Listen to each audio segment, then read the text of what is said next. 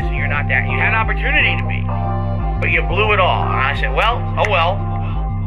I'm proud of that. I guess I'm proud to be a loser. This one's for all my baby girls. I'll be the guy on level 1. I streamed myself masturbating. I'll be the guy. Fuck life. I'll be the for the thousands of children. I'll be the guy on level 1. You're still on mission 1. I'll be the guy on level 1. Level 1. Married happily, paycheck to paycheck happily, meaningful relationship, meaningful life with a family. And that, by the way, I have to raise money to pay 2 big bills next week. All my utilities are due next week. Tomorrow, if I stop streaming, I would not be able to get a job. So it would be the end of my life. But outside of that, everything else is good in my life. You know what I mean? So I'll be the guy on level 1. I streamed myself masturbating. I'll be the guy. Fuck life. I'll be the for the thousands of children. I'll be the guy on level 1. You're still on mission 1. I'll be the guy. I'll be the thousands of children. Let me tell you something. When your life is all positive instead of negative, it's a much better situation. Big up, Skeeter Cat. And I can tell you that from personal experience. Look at my life now. I have a beautiful wife. I have a beautiful life with a family, right? Everything here is so much better than what I had before. Why? Because I'm a positive person. Why do I say I'm not a children's entertainer? Because I'm not a Muppet. I'm not here to play a character. I'm not here to pretend that I'm something that I'm not. I don't dye my hair. I don't act stupidly constantly to get attention from children. I don't do stupid pranks. You know what I mean? I don't cause drama. I'm here just to play games and have fun. I'm a legitimate gamer. Big up Skeeter Cat. I need banana, tasty banana, put banana in my mouth, tasty banana. I need banana, tasty banana. Please don't peel it, comes in then I put banana in my mouth, squeeze banana. Put banana in my mouth, squeeze banana. Put banana in my mouth. Act and talk a certain way with certain mannerisms, certain over-the-top reactions, screaming at the top of their lungs, jumping, flailing, doing weird things, constantly on camera. I need banana, tasty banana, put banana in my mouth, tasty banana. I need banana, tasty banana. Please don't peel it, comes in then I put banana in my mouth, squeeze banana. Put banana in my mouth.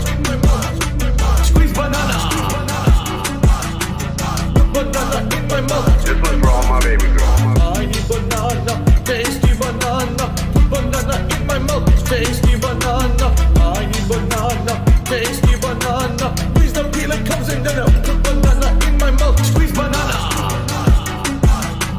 Put banana in my mouth, squeeze banana. Put banana in my mouth. When we hit the 250 vest streak for that celebration, I'm going to debut a new vest. There we go. Celebratory bubble blow. Very nice. There's bubbles everywhere. There's bubbles all over my PlayStation 4 controller. There's bubbles on my microphone stand. There's bubbles everywhere tonight. It's not a control. This one's for all my baby girls. And it starts to click, you know. Okay, guys. Hello. Let's just get fired right into the bingo. Happy Friday, everyone. It is Friday, it's the end of the working week for most people. I know a lot of people actually do, not everyone's a fucking 9 to 5, kind of Monday to Friday person, you know, but for me, I'm that kind of category, so I get to enjoy a weekend without having to worry about work. So yeah, we got lovely weather in Scotland. Hey Prophet, welcome to the stream. Some motherfucker pick a DSP word or phrase or action. I am waiting for somebody to pick something so we can pick the bingo card. And I can't pick it because bad things happen when I pick the thing. Also, the Scots even identify with UK nowadays. Personally, I consider myself Scottish and not really British. That's a personal opinion. The fact of the matter is, Obo humping Slobo Babe, or Slobo Babe, I don't know. But, the Scotland in general is kind of split, just like the UK in general was quite split about Brexit, even though there was a roughly 50-50 split, kinda overall, roughly anyway. Hi Dash, how you doing? You get slight leanings one way more towards the other, but it's not as if it's overwhelming. Did he bring up what he had his day off? He mentioned it was takeout. They stayed in for it, it was takeout, and he also mentioned that every penny that was contributed to them, they spent it. So, and not just in a day off, not just in a fucking DoorDash, I imagine, but they stayed in for a meal. So keep in mind, as I said, I remember this up before yesterday, Phil made a huge big song and dance about somebody that super chatted right before his day off, saying, wouldn't you save more money by eating in rather than going out to eat at a restaurant? And he made a massive song and dance about saying, like, we need this date night, you know, we need this. We barely see each other at all during the week because I'm working and she's working, and this is the one time we get to see each other.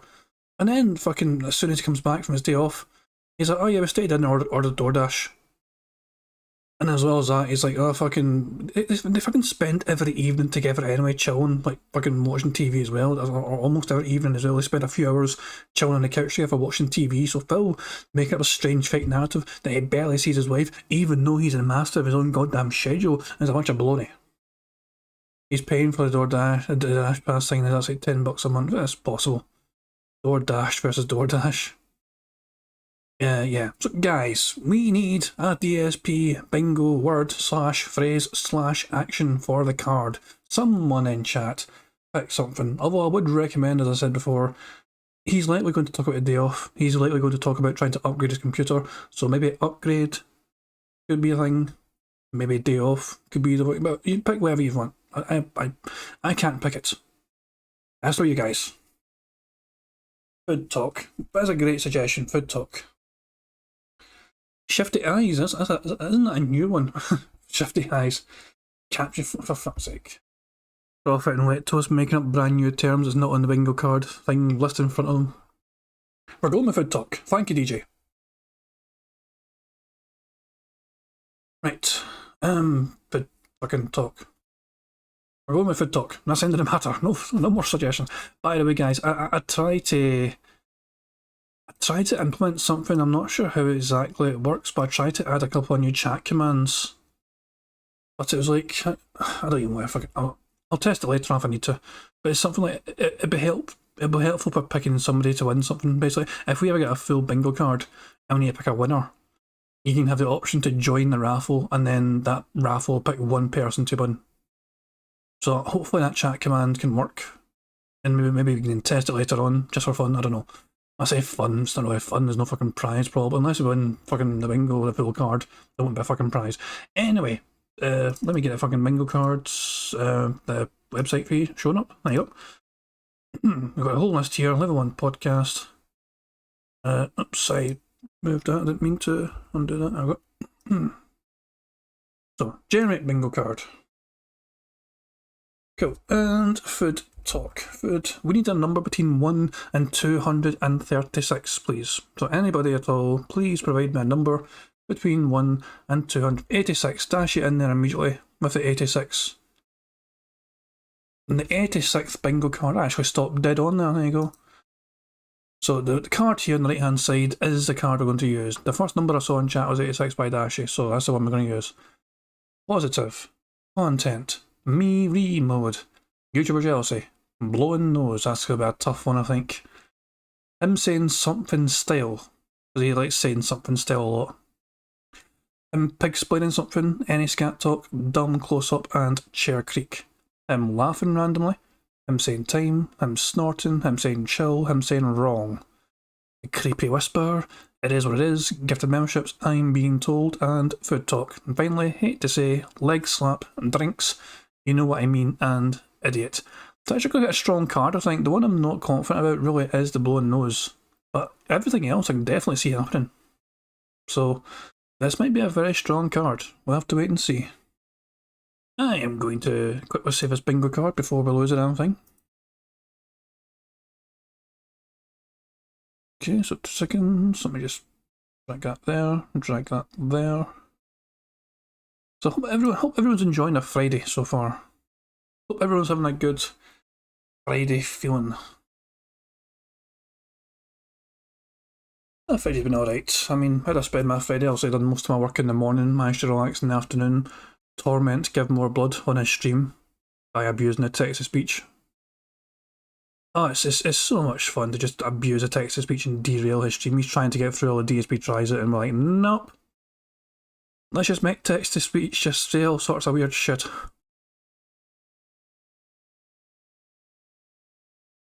But yeah, as you can see, Phil is online. Oh, Mr. J007 got deleted. Oh, he got leaned. All he said was ack, ack, ack in this line here, and then it's the wee kind of shrugging emoji. That's all he said. Ack, ack, ack. And apparently that was ban-worthy. The thickest skinned person on an internet DSP gaming, not very happy with one random person in his chat going ack, ack, ack.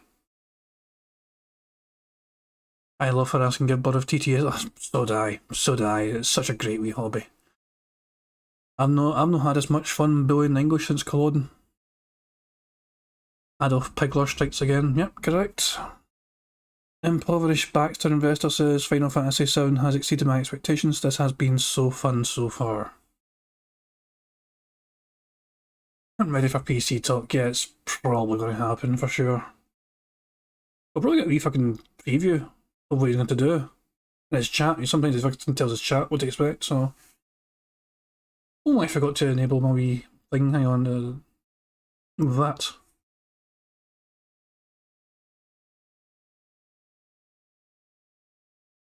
Mio Aurora says Phil will never get kicked off YouTube. These trolls need to act more like Wings trolls. Wings trolls terrify me, personally. Also, I mean, Phil getting kicked off YouTube is not going to happen, I think. He's uploaded footage in the past where he's been racist, homophobic, you know, quite hateful and generally toxic, you know, and abusive. And YouTube still let it fly. Bugs in the air, we got bugs. Shut the fuck up, Phil.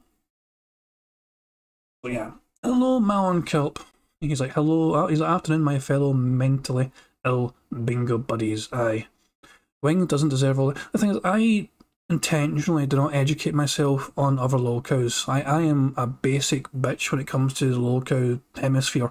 I just focus primarily on DSP. Like, do I know of Wings? Yes. Do I know of Boogie? Yes. Do I know of all these? I've heard of obviously these other guys, but I don't pay particular attention whatsoever with them because, just truth be told, I'm not actually interested in their antics. You know, my focus is primarily on Phil. That's just personally me. I know other people like dabbling their toes and like the other kind of lolcows out there, but me personally, I just focus on DSP only, and that's just how I am. And check out Darknet if you want to go over the lolcows. no, thank you.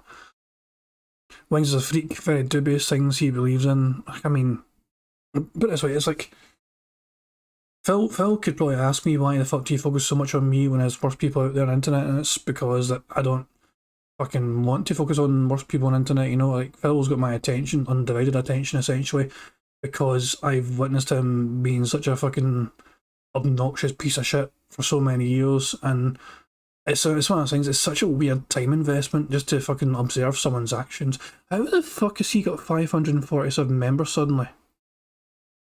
Did somebody like sub-bomb him like last night or something? He was down to like 528 or some pish. Or 520. He was definitely down more than that. Some motherfucker, they must have been gifted members. Must have been. I just fucking realised that. Yeah, personally, I just, for whatever reason, Phil has my focus as a lolcow, and it's one of those things where observing their antics and seeing how fucking ludicrous they are at trying to, you know, deceive people on the internet, like, it's one of those things, like, you witness them lie all the time, you wonder, like, how the fuck can this person keep getting away with lying to everyone, lying to people, lying to his fans, and acting like such a piece of shit. And it's such an interesting thing to see somebody act like Phil does and yet still somehow survive barely, you know, it's bizarre. That's just me though, that's what I think. But right, let me get the bingo properly set up. Let me open up the things I need to open up.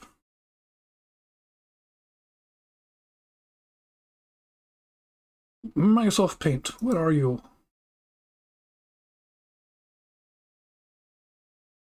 Okay, and pick that, and pick that, pick that, go there.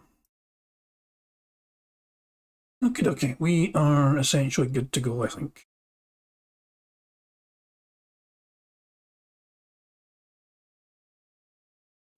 Yeah, I don't know. I personally think that people that do this for a job, like do YouTube for a job, essentially, I feel like they harm themselves more than anything else a lot, especially if they, obviously not all of them, some of them obviously manage to keep themselves sane doing it, you know what I mean? Like they manage to handle it well.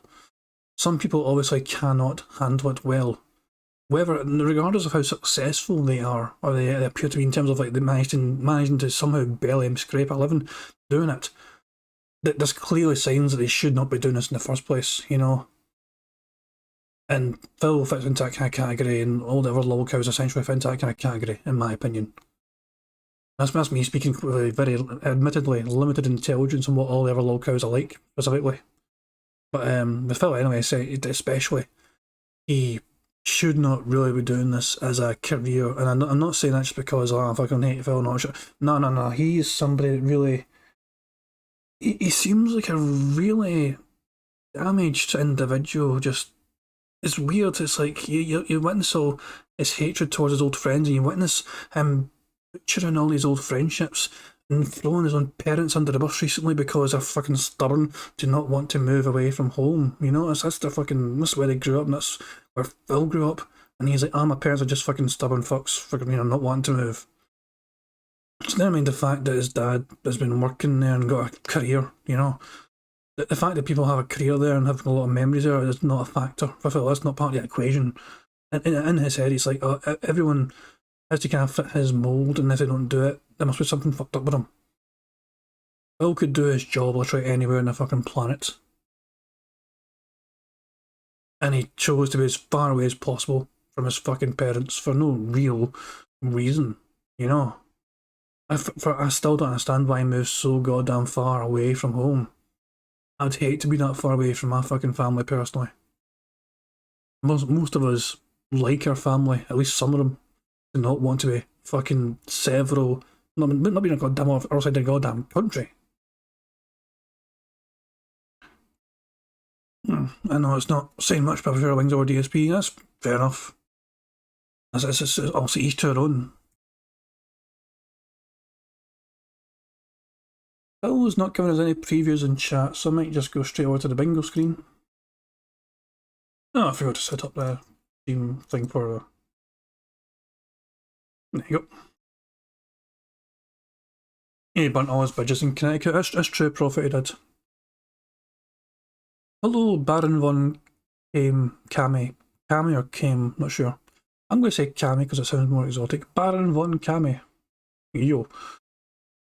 Master Doctor says, if you, let's say, hated your parents, would you want to move as far? Yeah, obviously if you fucking hate them, yeah, and there's like issues there, then obviously there's going to be things.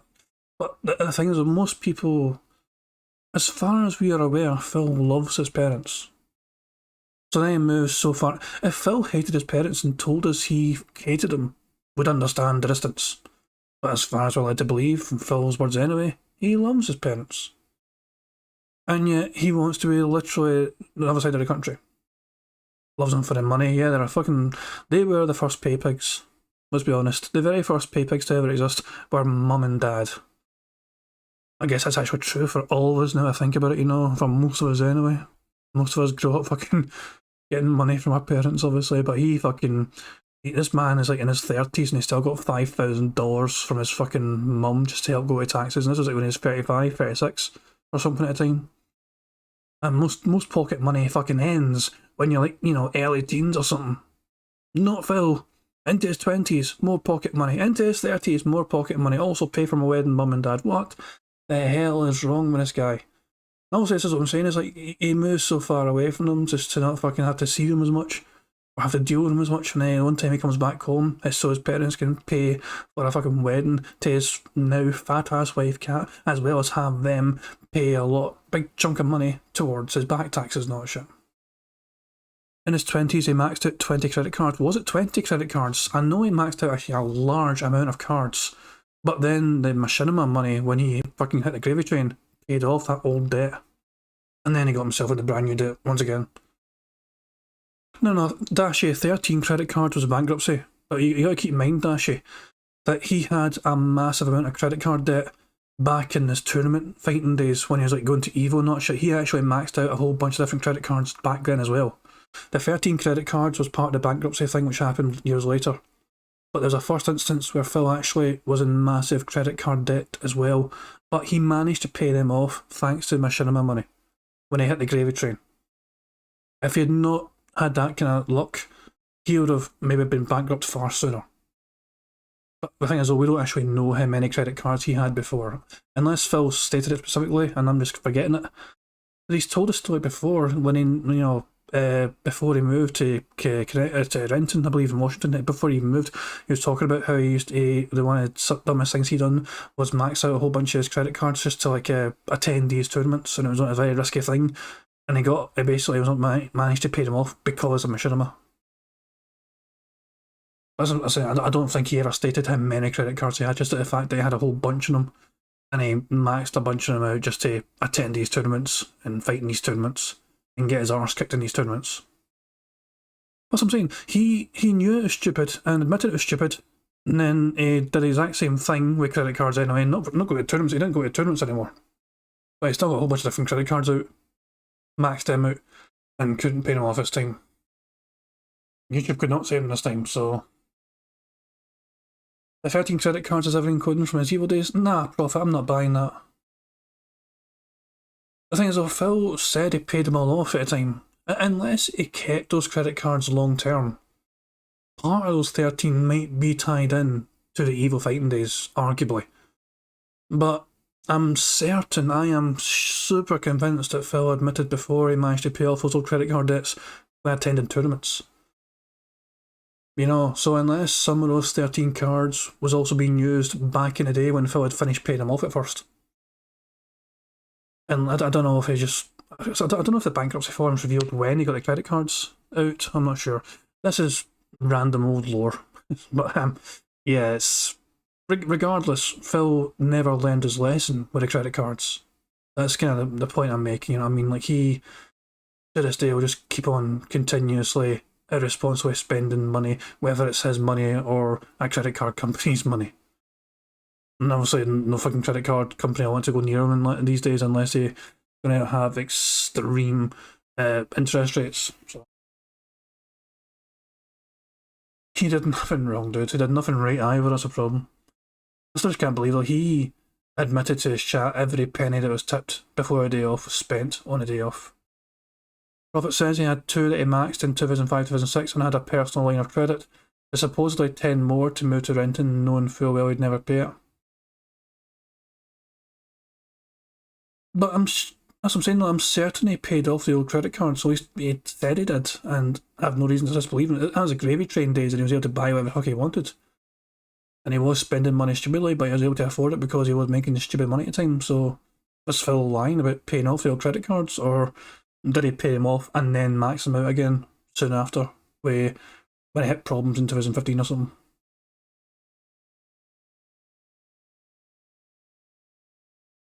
Phil's going to brush his teeth, everyone, and then he'll be in chat.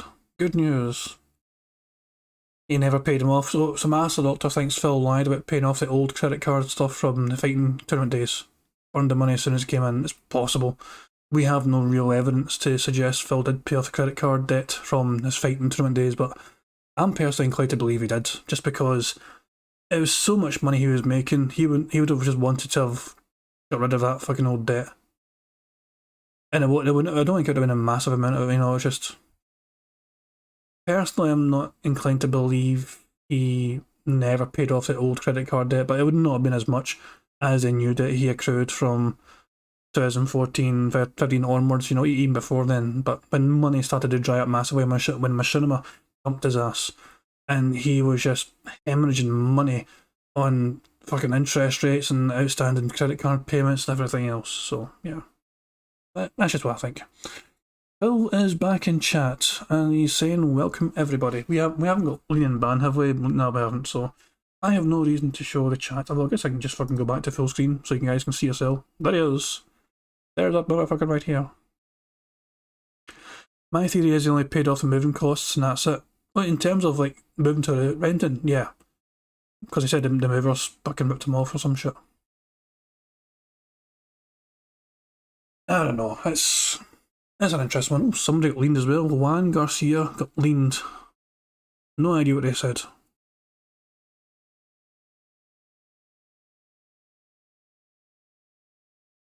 Well, so I hope everyone's enjoying the Friday anyway.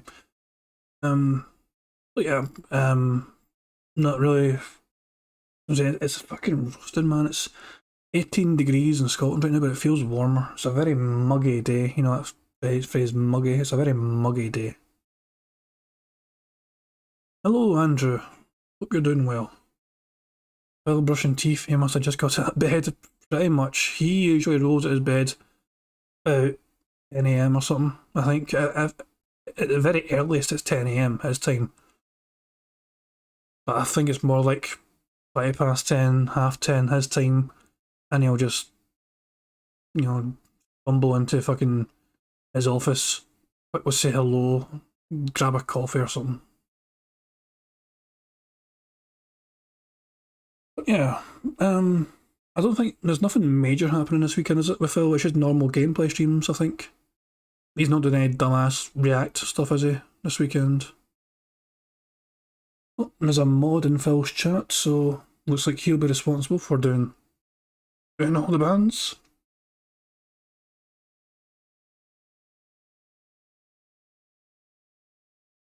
Yeah, Phil has been confirmed to stay up to that kind of time. You know, people log his gameplay for WWE Champions. They can see when he logs off. Phil's online. What? Phil's online already. What? Why? That was pretty intentional. That was intentional.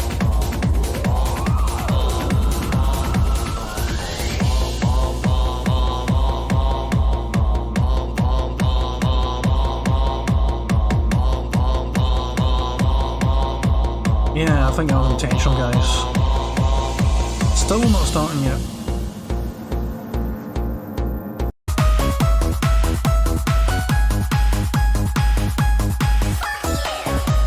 Turn this fucking shit music off. I was trying to look at my bingo card to see if that's actually included in anything. Like, I'm trying to see, would that cover anything? Just doing anything like that? Not really. What happened to his closet stream? His closet stream's happening the 30th of July, as things stand. Saturday the 30th of July. I think he did that thing. Hold on. I think he did that intentionally to try and get his chat talking. Because he said hello in his chat a while ago. And look at that now. Not one person has responded since then. These two messages here from Soup Shoes and Lumbay are very recent. So he said hello in his chat. Not one person said anything. So I think he intentionally got his cam on early and acted like a clown just to try and get chat moving. Clown mode was activated because nobody was talking in his chat when he said hello. Hi, Dark Side of Phil, hope you're doing well. Actually, that's hilarious, man. He intentionally went clown mode during his own goddamn wee pre-stream here because nobody said hello back to him in chat when he said hello. He waved hello, whatever his wee daft emoji. Not one person responded for ages, and so he went clown mode. Just to try and trigger conversation, and still, nobody really cares. Not one person even mentioned the fact that he had his cam on early. Nobody fucking cares, Phil. You're a fucking clown. Nobody wanted to say fucking hi to you. Mister, I've got about 1,000 real fans. Couldn't get anybody at all in his own goddamn stream to say hello to him when he said hello. Even I can get people to say hello to me, man, and I'm just some fucking Scottish arsehole. Bill's like, hello, his waves, and like just everyone just pretends to not pay attention. They don't notice and don't look at him. If they don't look at me, they might go away.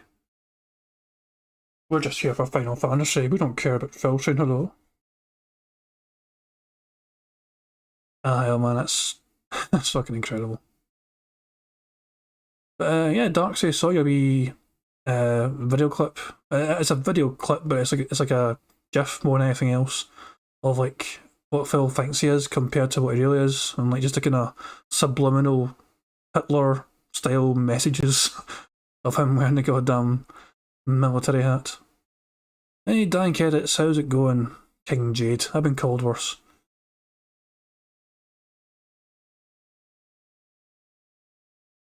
But yeah, Darksey the Phil's killing it with his artwork as usual. Have you not checked out Darksey the Phil on Twitter? He usually shares a lot of his artwork there. So yeah, I'd highly recommend, guys, if you're not aware of that. That closet stream is going to be all pre-planned, quite possibly. It's going to be a fucking pain in the arse, I'll tell you that.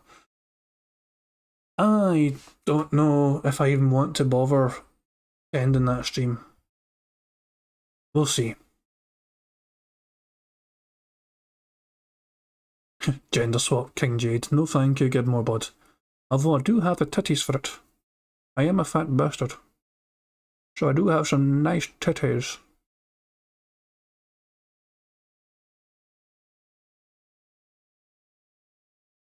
Oh, goodness me.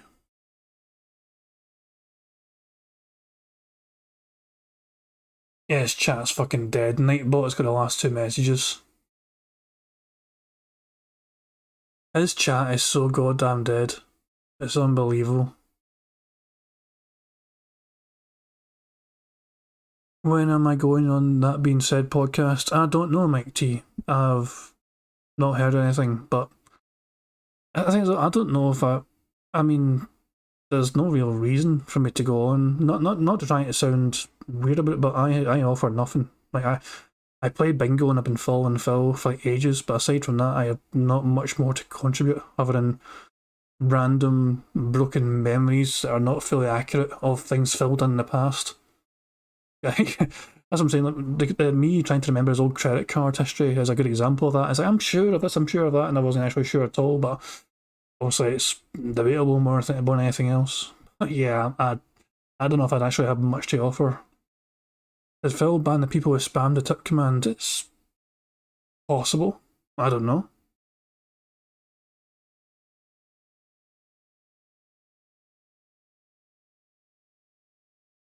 But yeah, it's bizarre to me how dead his own chat is. He's got 99 people on his stream right now, Phil. There's 99 watching right now. And there's 3 people talking, essentially. Nightbot is the most active talker in his chat right now, and that's not even a real person.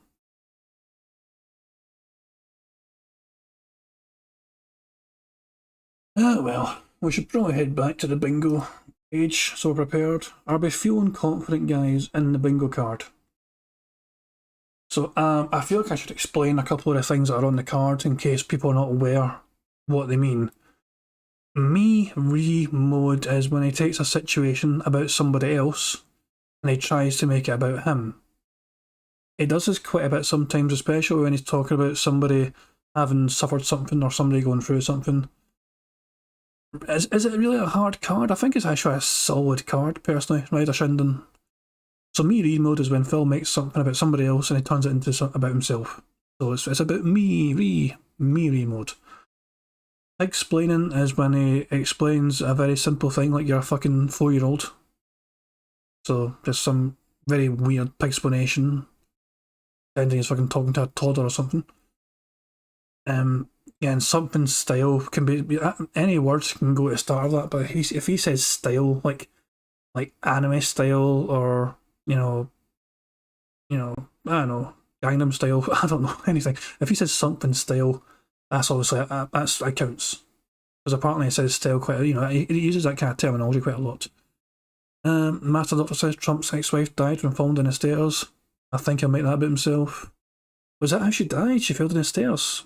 Some people are putting on a conspiracy theory hats and they think it's like they're trying to get her death to mask something else happening about the January 6th commission and all that shit. I don't know. some people take conspiracy theories way too fucking far, to be honest, man. I just think she's just an unlucky break, and she's, yeah. She was like fucking, what, 75 or something? Or she was in her 70s anyway, and she fell down the stairs. There's always a fucking risk of dying if you have a bad fall. Especially if, anyone can fucking die falling down the stairs, but especially if you're older and you're more fragile. So, shame, but it's just, she seems to have a long life, obviously. She had a, you know, I imagine a colourful life. I mean, she was married to the former president. Not well as president, but yeah. Some reckon it was a warning to Trump to not run in 2024. Well, that's an interesting one. That's what I'm saying. People just, everyone loves a conspiracy theory, you know, and I don't know. It's a weird one. As I'm saying, Hawks Covers, I think it's a strong bingo card. Ryder Shinden thinks it's quite a hard card. And aside from blowing the nose, I'm quite confident the rest can happen. Maybe Chill might be a tough one as well. It's seldom, it doesn't say it massively often these days. But I feel confident the rest. The top right two might be tough. You mean YouTuber Chelsea as well? Yeah. I mean, it depends what he talks about. He's going to have a lot to talk about today as well. There's things he wanted to talk about, you know, yesterday that I didn't have time for. But he's fucking busy talking about his dumbass cat. Don't worry. Amran, I've got my headphones on as well, so, you know, the chair squeak, well, is one of the things that you're almost guaranteed to have happen. Almost. But I'll listen out for it though, as well.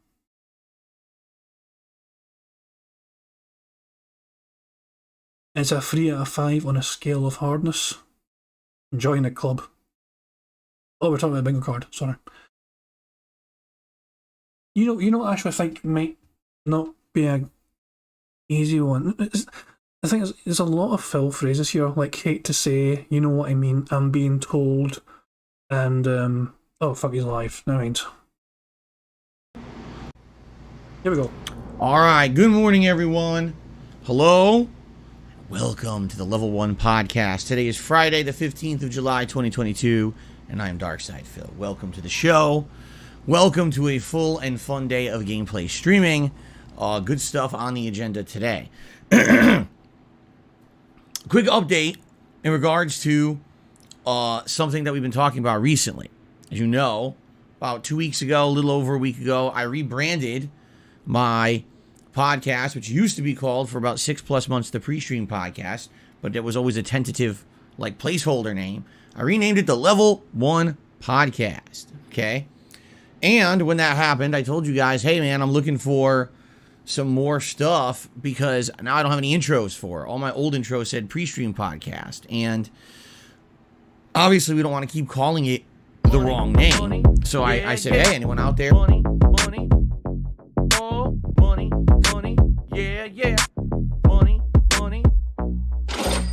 Thank you very much, Hot Dog Hand Grenade, for the subscription. Much appreciated. Wants to take a stab at doing an intro for the show, or even just a splash that says, like, the Level 1 Podcast that I can play at the beginning when the show is starting, I would appreciate that. Now, over the last week, I had several different people talk to me in the stream chat saying that there is a new remix or song out there on the internet featuring me or about me that is not mean-spirited or bad-natured at all, and I should listen to it. To which I said to all these people, I said, hey, just send it my way. I'd be down for that. I'm always open to listening to a new remix and maybe add it to the pre-stream music or whatever. I never got it. And I don't know if it was a situation where my spam filter was literally, like, out of control, but there were a few days where people were like, yeah, we sent it, and I didn't get it, and I looked at my spam, and I didn't really see it. But again, that doesn't mean nothing. I mean, I get hundreds and hundreds of emails a day, and 90% of them are junk, okay? So finally, during my day off, I got an email from the person who apparently had made the remix, and they said, hey, I'm resending this, hopefully you get it this time, and I did. So this is kind of fun. As much as I don't really want to spoil it, at the same time, people have already talked about it publicly, so I'll tell you what it is. 2 years ago, I can't even believe it was 2 years ago, how time flies. Apparently, someone paid for one of those cameo videos. You know how you can pay a celebrity to make a private video for you? And essentially, you can basically get them to say whatever you want or talk about whatever you want in the video. That's the whole premise of it. So sometimes you can get them to say nasty things about someone. Sometimes you can get them to say something stupid. Or in the case of the one we're about to talk about, the person is so lost in life, they have no idea what they're talking about at all. And they just ramble on about ridiculous nonsense. I think that this video ended up being inadvertently entertaining for a lot of reasons. Now, I have never seen the video. Okay, but I listened to the remix. What this guy did is he took a video from the comedian Andy Dick.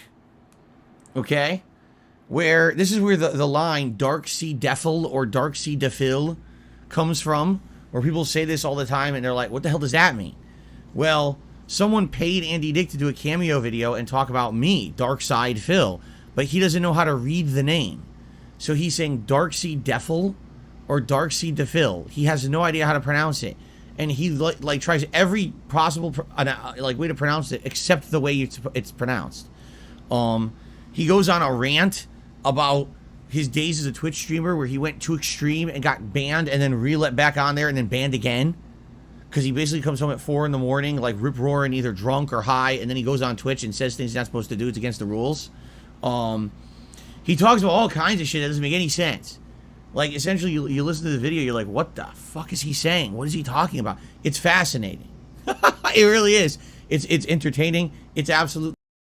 Reminder, Phil claims he never saw the original video. So if Phil never saw the original video, how the fuck does he know what happened in the video? In the original video? Yeah, shout out Darksy in the chat. Darksy to Phil. Fascinating. It's probably way better than whoever paid for this cameo. It's probably way better than what they expected. Okay? So this has been on the internet for over 2 years. Well, someone made a remix of it, okay, featuring the song "Hi, My Name Is Slim Shady" by Eminem. So it's basically it's kind of the beat of that song with him, Andy Dick, talking over it with the audio of this video. Okay, it's pretty funny. All right, I listened to it. And the way it's set, I laugh my ass off because Andy Dick just has no clue what's going on. It sounds like he's like on cloud 17, not cloud 9, cloud 17 when he's making this video. So it's pretty good. Now, I listened to the remix, and the guy basically said to me, what he intends to do is not just have it as like a song for me to play, say, during a break or a pre-stream, but he wants to actually like turn it into an intro for the Level 1 podcast. And I said, yeah, by all means, do a smaller version, obviously maybe 10, 15 seconds, with maybe something, a splash screen that says welcome to the Level 1 podcast or something. That'll be perfect. So apparently that's being worked on right now, and we'll see what he comes up with. By the time I don't know how long this is going to take, but it should be funny as hell. Okay? So I hope that you guys will be patient, but we should hopefully have something. I don't know if it'll be something we want to keep, but let's see what it is. Right? I'm excited for it. I'm always excited to see something new. You guys submitting stuff, new animations. By the way, there's also supposedly a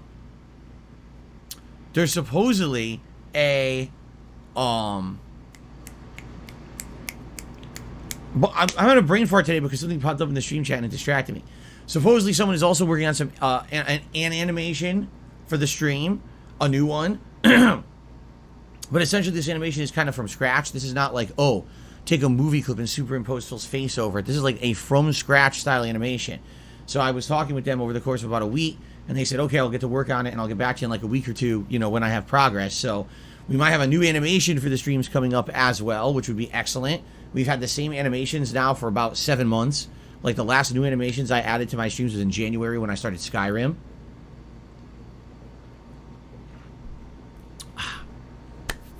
So by the way, so Spartanius is saying in the stream chat, and I have no way to confirm this, that they are the person who actually got that cameo video made, and they're the person working on the remix, and they're going to work on the video over the weekend. Sounds good to me, man. Again, no rush. No pressure, no rush.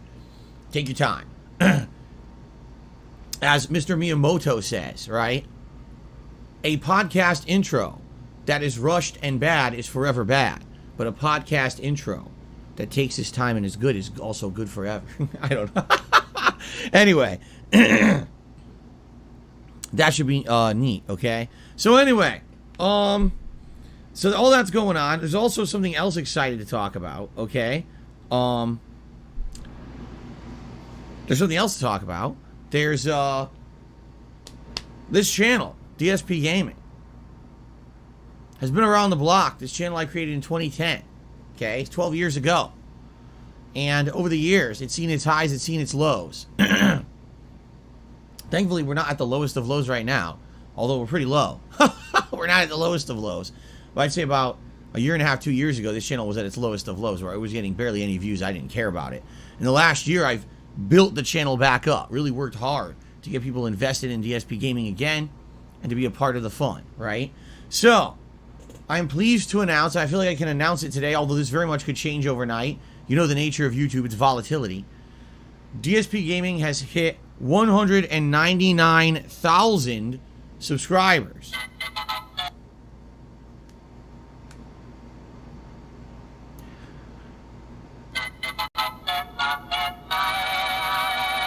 There you go. DSP Gaming, at one point, was growing exponentially in views. DSP Gaming never really was growing exponentially in subs because of the way that I distributed my content. Unlike many other content creators back in the day, I was doing full-length playthroughs with live commentary that was more improv style, meaning every day I was pumping out a ridiculous amount of videos because YouTube didn't allow long videos. So back in the day, you know, in a certain day I'm pumping out 30, 40 videos, no one wanted to subscribe to DSP Gaming, despite the fact that they were watching it in droves. There was at one point, this was a very long time ago, DSP Gaming was pulling in over 10 million views a month. Okay, today I don't make a million. I'm actually getting close to it, but I don't even make a million a month anymore. All right, but I used to. And there were so many people watching the content, but because of the nature of way that YouTube was working, people didn't want to subscribe to the channel because they didn't want their inboxes flooded with just my content. It was really stupid because there were other people who had, no exaggeration, 1 to 2 million subscribers, and they wouldn't even have he didn't even have nearly as many views as I was getting. Like, there were people who would get like 1 million views in a month with 1 million subs. YouTube would actually look at those channels more favorably than mine because all YouTube did was look at a subscriber count number. It was, I could tell you so many things about the history of YouTube and how dumb YouTube has been over the years and how they completely botch their business and how they mistreat their content creators. It's pretty bad. You know, someone like me who worked his ass off, I was more prolific than most other content creators on the internet, but my channel was treated like the redheaded stepchild of YouTube because the nature of the content I put out and the method that I put it out instead of the actual, you know, popularity of the content. Pretty stupid. Anyway, that's neither here nor there. The point I'm making is, in the last decade to 12 years, my channel essentially froze. When I basically started live streaming and not really focusing on YouTube, the subscriber count here on DSP Gaming froze around 180,000. And every time that it would go up, so it would go, oh, it's at 185. Then all of a sudden, YouTube would announce we're having a subscriber audit to remove bots and dead accounts. And then it would go back down to like 175. Then it would go back up to 180. And then it would go up to 187. And then it would go down to 180 again. And this was just an endless cycle here on DSP Gaming. There was no growth on this channel. In fact, like I said, I went from a channel that used to have 10 million views a month all the way down to like less than 1 million views a month. Okay. And it was bound to happen. What are you going to do, especially with all the hate against me, the negativity against me on the internet? But in the last year, okay, since I returned to YouTube full time, I quit Twitch. I said, fuck this. I'm not going to get mistreated anymore. It's been a little bit over a year. It was May of 2021 that I did that. So we have really worked hard together. And I say it's we. It's not just me. It's we. Yes, I've put out the content. Yes, I've promoted the content. But you guys are the ones who've given me constructive feedback. You guys are the ones who watch the stuff, who have engaged with it, meaning you're liking the videos, you're leaving comments on them, you're liking the streams, you're doing things to get the word out about DSP Gaming again. And my videos are, not all the time, but sometimes showing up in suggested, in recommended, in, you know, someone searches for a game and they might find me again. You know what I mean? So, I'm excited because we have seen growth in the last year. When I came to YouTube full time again a year ago, this channel had, I want to say, probably like, again, around 180,000 subscribers. All right. In the last year, this channel has grown. It really has. It has grown pretty in a big way. The overall viewership is up. Engagement is way up. And now, subscribers to the channel. We've now hit 199,000 subscribers. All right. Now, as I told you guys last year, all right, I was hoping to hit 200,000 subscribers sooner rather than later. And I wanted to do like a big celebratory event, you know, to celebrate this. And essentially, it didn't happen because what I noticed was I get a bunch of subs whenever there was a new game. Okay, whenever there's a hot new game, it's like, wow, look at all these people coming to the channel and subscribing. But then what would happen is when there's not a new game, okay, someone literally says 1,000 subs in a year is weak sauce. I just said we started at 180,000, we're at 199. That's 1,000 subs to someone. Now you see the level of the person who's my standard critic or detractor. Fucking basic arithmetic eludes them. Anyway, yeah, like this year I was hoping to hit 200,000 subs. We do a big celebratory event, maybe a retrospective event.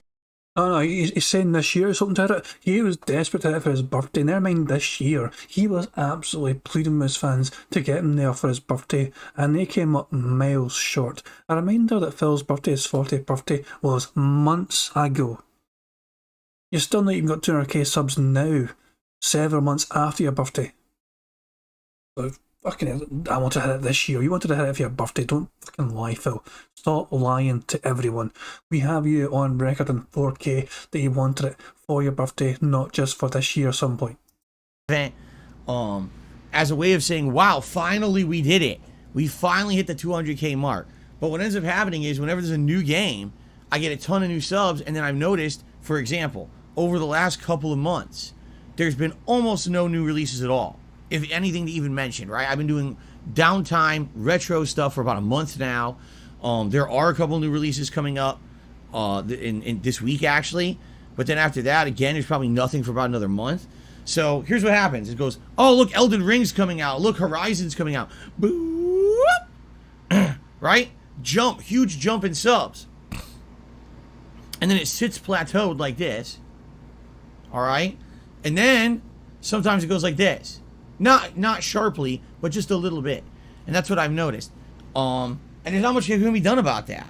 You know, when new stuff is exciting in the realm of gaming and people want to see it, they come to the channel. All right? I started doing React content a few months ago now. I think it was April was my first video, I want to say. It went well. People like that content. But I'm not just going to sit here and do that content constantly. I want to mix it in with everything else I do and make it feel special when I finally do it, right? So yeah, if I do 1 or 2 big React things a month, great, and you might see some subs then, and then it plateaus again. You see, really for me, and this is how it used to be, and I don't know really if realistically this is going to happen, but the way it used to be was in the fall, when it's the busiest gaming season of the year, within a 2 to 3 month period, there's usually an insane amount of games coming out, and that's when I would get my most growth on the channel. I'd get the most increase in views, I'd get the most amount of new subs, and the most amount of engagement, like likes and comments. All of that would be within like that 3 month period of like October, November, December. It would like exponentially explode. And that was good because that was the time of year that DSP Gaming would then get shown as, oh, related video, oh, show up in search. And I would always at the end of every year get a large amount of new attention on the channel. And it was huge and it was great for growth. That was my biggest growth time of the year. But sadly, that all ended in 2015 with all the really nasty false copyright strikes that screwed my channel over. The good news is it's 2022. All right, it's 7 years later. And what we've seen in the last year is because you guys have engaged with this channel in a big way, I think we're finally brushing off the shit from 7 years ago. I know it took a long fucking time, my God, but I think finally we're able to say maybe that won't affect stuff anymore. If people are distinctly saying, yeah, DSP Gaming's showing up in my related, it's showing up in suggested, it's showing up in YouTube search, then possibly when I start playing the new releases this fall, DSP Gaming may start showing up again in a big way this fall, you see? So let's see. I'm curious, will I actually get an increase in business this fall? Because I haven't had it in 7 years. Really, I haven't. Like, it used to be, oh my God, that's why I started calling it the hardcore gaming season, you know? But it just died because I wouldn't show up anywhere anymore. No one would find me in related, no one would get me recommended, and no one could see me in search. So it was just my hardcore viewers watching, and that was it. I wasn't getting any new influx of viewership anymore.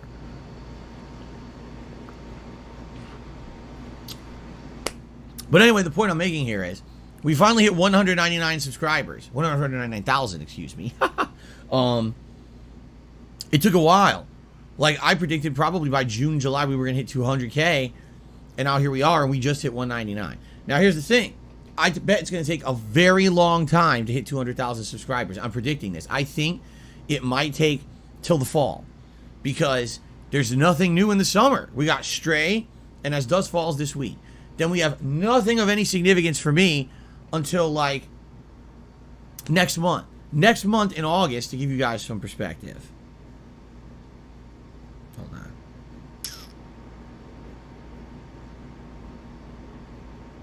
So here's what we've got for August, okay? Well, first of all, the Multiverses beta comes out on July 26th. I'm going to check that out, but it's a beta. It's going to last, what, a couple sessions? 2 Point Campus comes out August 9th. Saints Row, August 23rd. Midnight Fight Express, August 23rd. Pac-Man World Repack, August 26th. Destroy All Humans 2, August 30th. Now, does any of that sound like amazing blockbuster stuff? That's August. There's not a lot going on until September. In September, we got Splatoon 3, Warhammer 40k Darktide. I think there's one or two more that I haven't written down yet. You know, basically, the gaming really takes off this October. Because listen to what's in October. All right? Midnight Suns, A Plague Tale Requiem, Mario and Rabbids Sparks of Hope, Scorn, Gotham Knights, Call of Duty Modern Warfare 2, Bayonetta 3, and High on Life, the game made by Rick and Morty creators. And there's more, too, but that's a crazy month. Like, that's an insane gaming month, you know? And so, basically, when we get then, okay, now we're going to have nonstop new releases. It's going to be insane.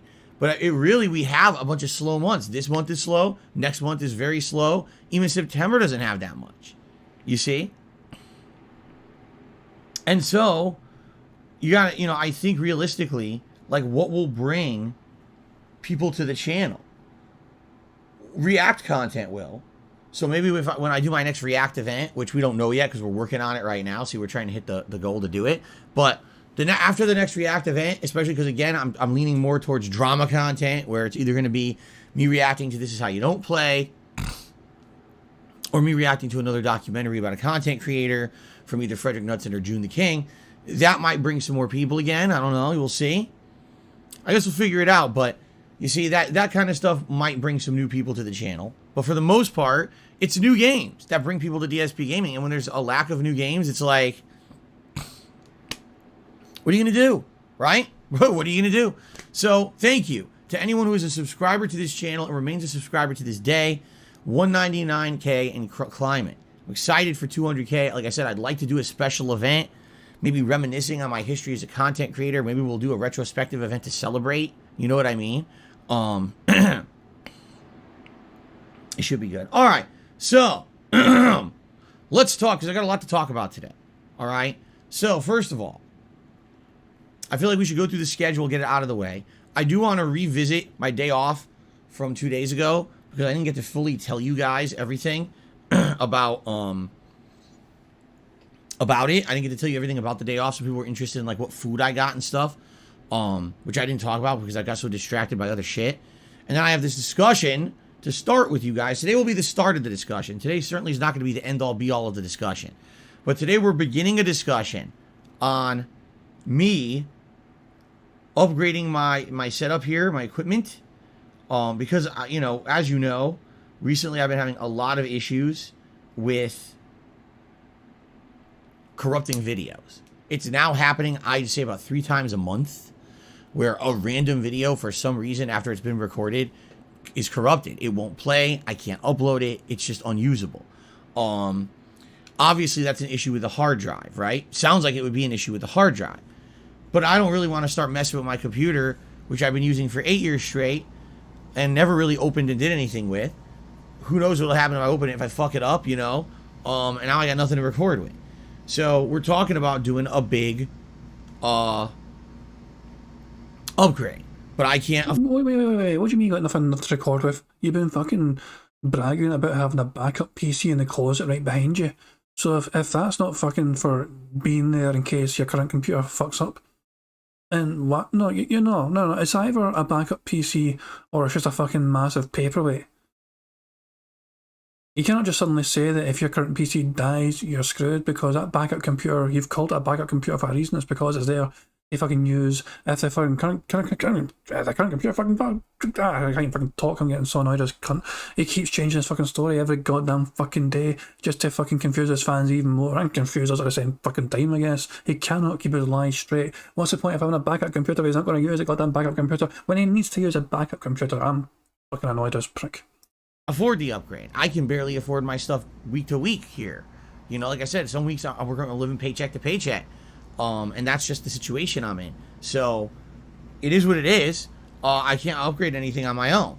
So we've just started the discussion about how could it possibly happen. Could it be someone donates a PC? Could it be that, you know, we do a fundraiser and we raise funds? We're going to talk about this in a moment. All right, so that's going to be one of the topics we're actually going to talk about this morning. Okay? Okay. All right. So let's first of all talk about the schedule. So today, my main gameplay stream is Final Fantasy VII, and pleasantly surprised. I'm trying to find like the proper way to describe how happy I am, because this playthrough's been going really well. All right, when I started playing the original Final Fantasy VII a little over a week ago, I didn't know how well it was going to be received. I didn't know the buy-in from my viewership, because here's the thing, as I told you guys, I grew up playing JRPGs. The Final Fantasies, Chrono Trigger, Earthbound, Wild Arms, the Suikoden series, etc., etc. I really love JRPGs, and I just haven't really had an opportunity to explore them in the depth that I've liked, because every time that I play a JRPG, all right, I have a large chunk of my viewing audience that gets turned off. I'll be honest, you know, whenever I play a JRPG, people are like, oh no, another one of these slow-paced games.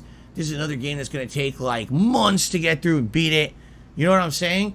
And I'm sad about that, because this is something that's near and dear to my heart as a gamer growing up in the formative years of the 90s, where I absolutely love these kind of games. And in particular with Final Fantasy VII, this is one that I have history with. This is one that when it came out, I liked it, but I definitely thought it was massively overhyped by the public. And I wasn't happy that people were kind of writing off all previous Final Fantasy games and only talking about Final Fantasy VII moving forward, as if the ones before it never happened, when I loved those games. I was going to do his whole series making fun of this game, lampooning it, perhaps, in my original early years as a YouTuber. And I never actually played the game. That was the thing. I've been doing content on the internet for 14 years. I never played it. So I definitely wanted to play it at some point. I thought the best opportunity would have been right before the remake came out, but no one wanted it then. So now, this should be fun. And I hope you guys will continue to watch and engage this playthrough. I've absolutely loved it. It's been great. Every time I play Final Fantasy VII, we got a fun audience that shows up. They engage with the content, meaning you're talking with me, you're interacting, we're talking about the game. You're helping me to understand parts about the game that I didn't know. We're enjoying the story together, and we're kind of clearing up story elements and things for each other. It's fun. It's a really good time. It's chill. It's entertaining, you know.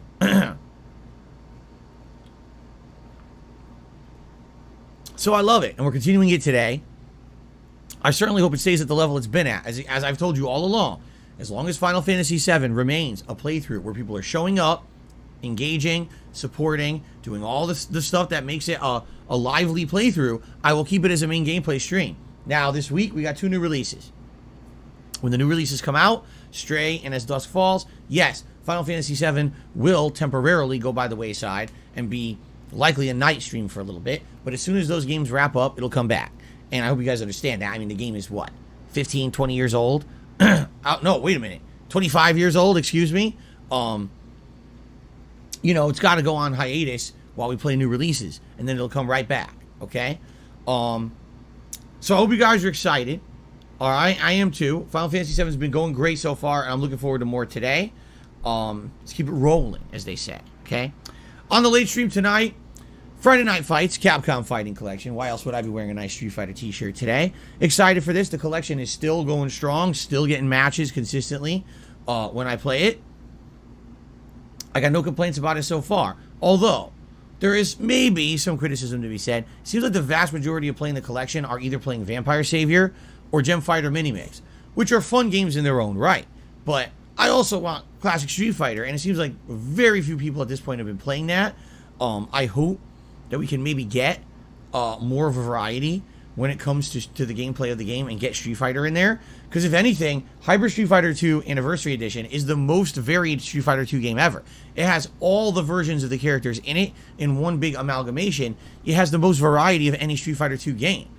And it's a shame that it seems like people didn't really pick up this collection to play that. You know, it really is a great game.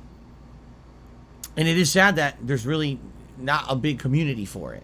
Maybe if the game eventually goes onto something like PlayStation Plus service or Game Pass as a freebie, you know what I mean? Then maybe there'd be more competition.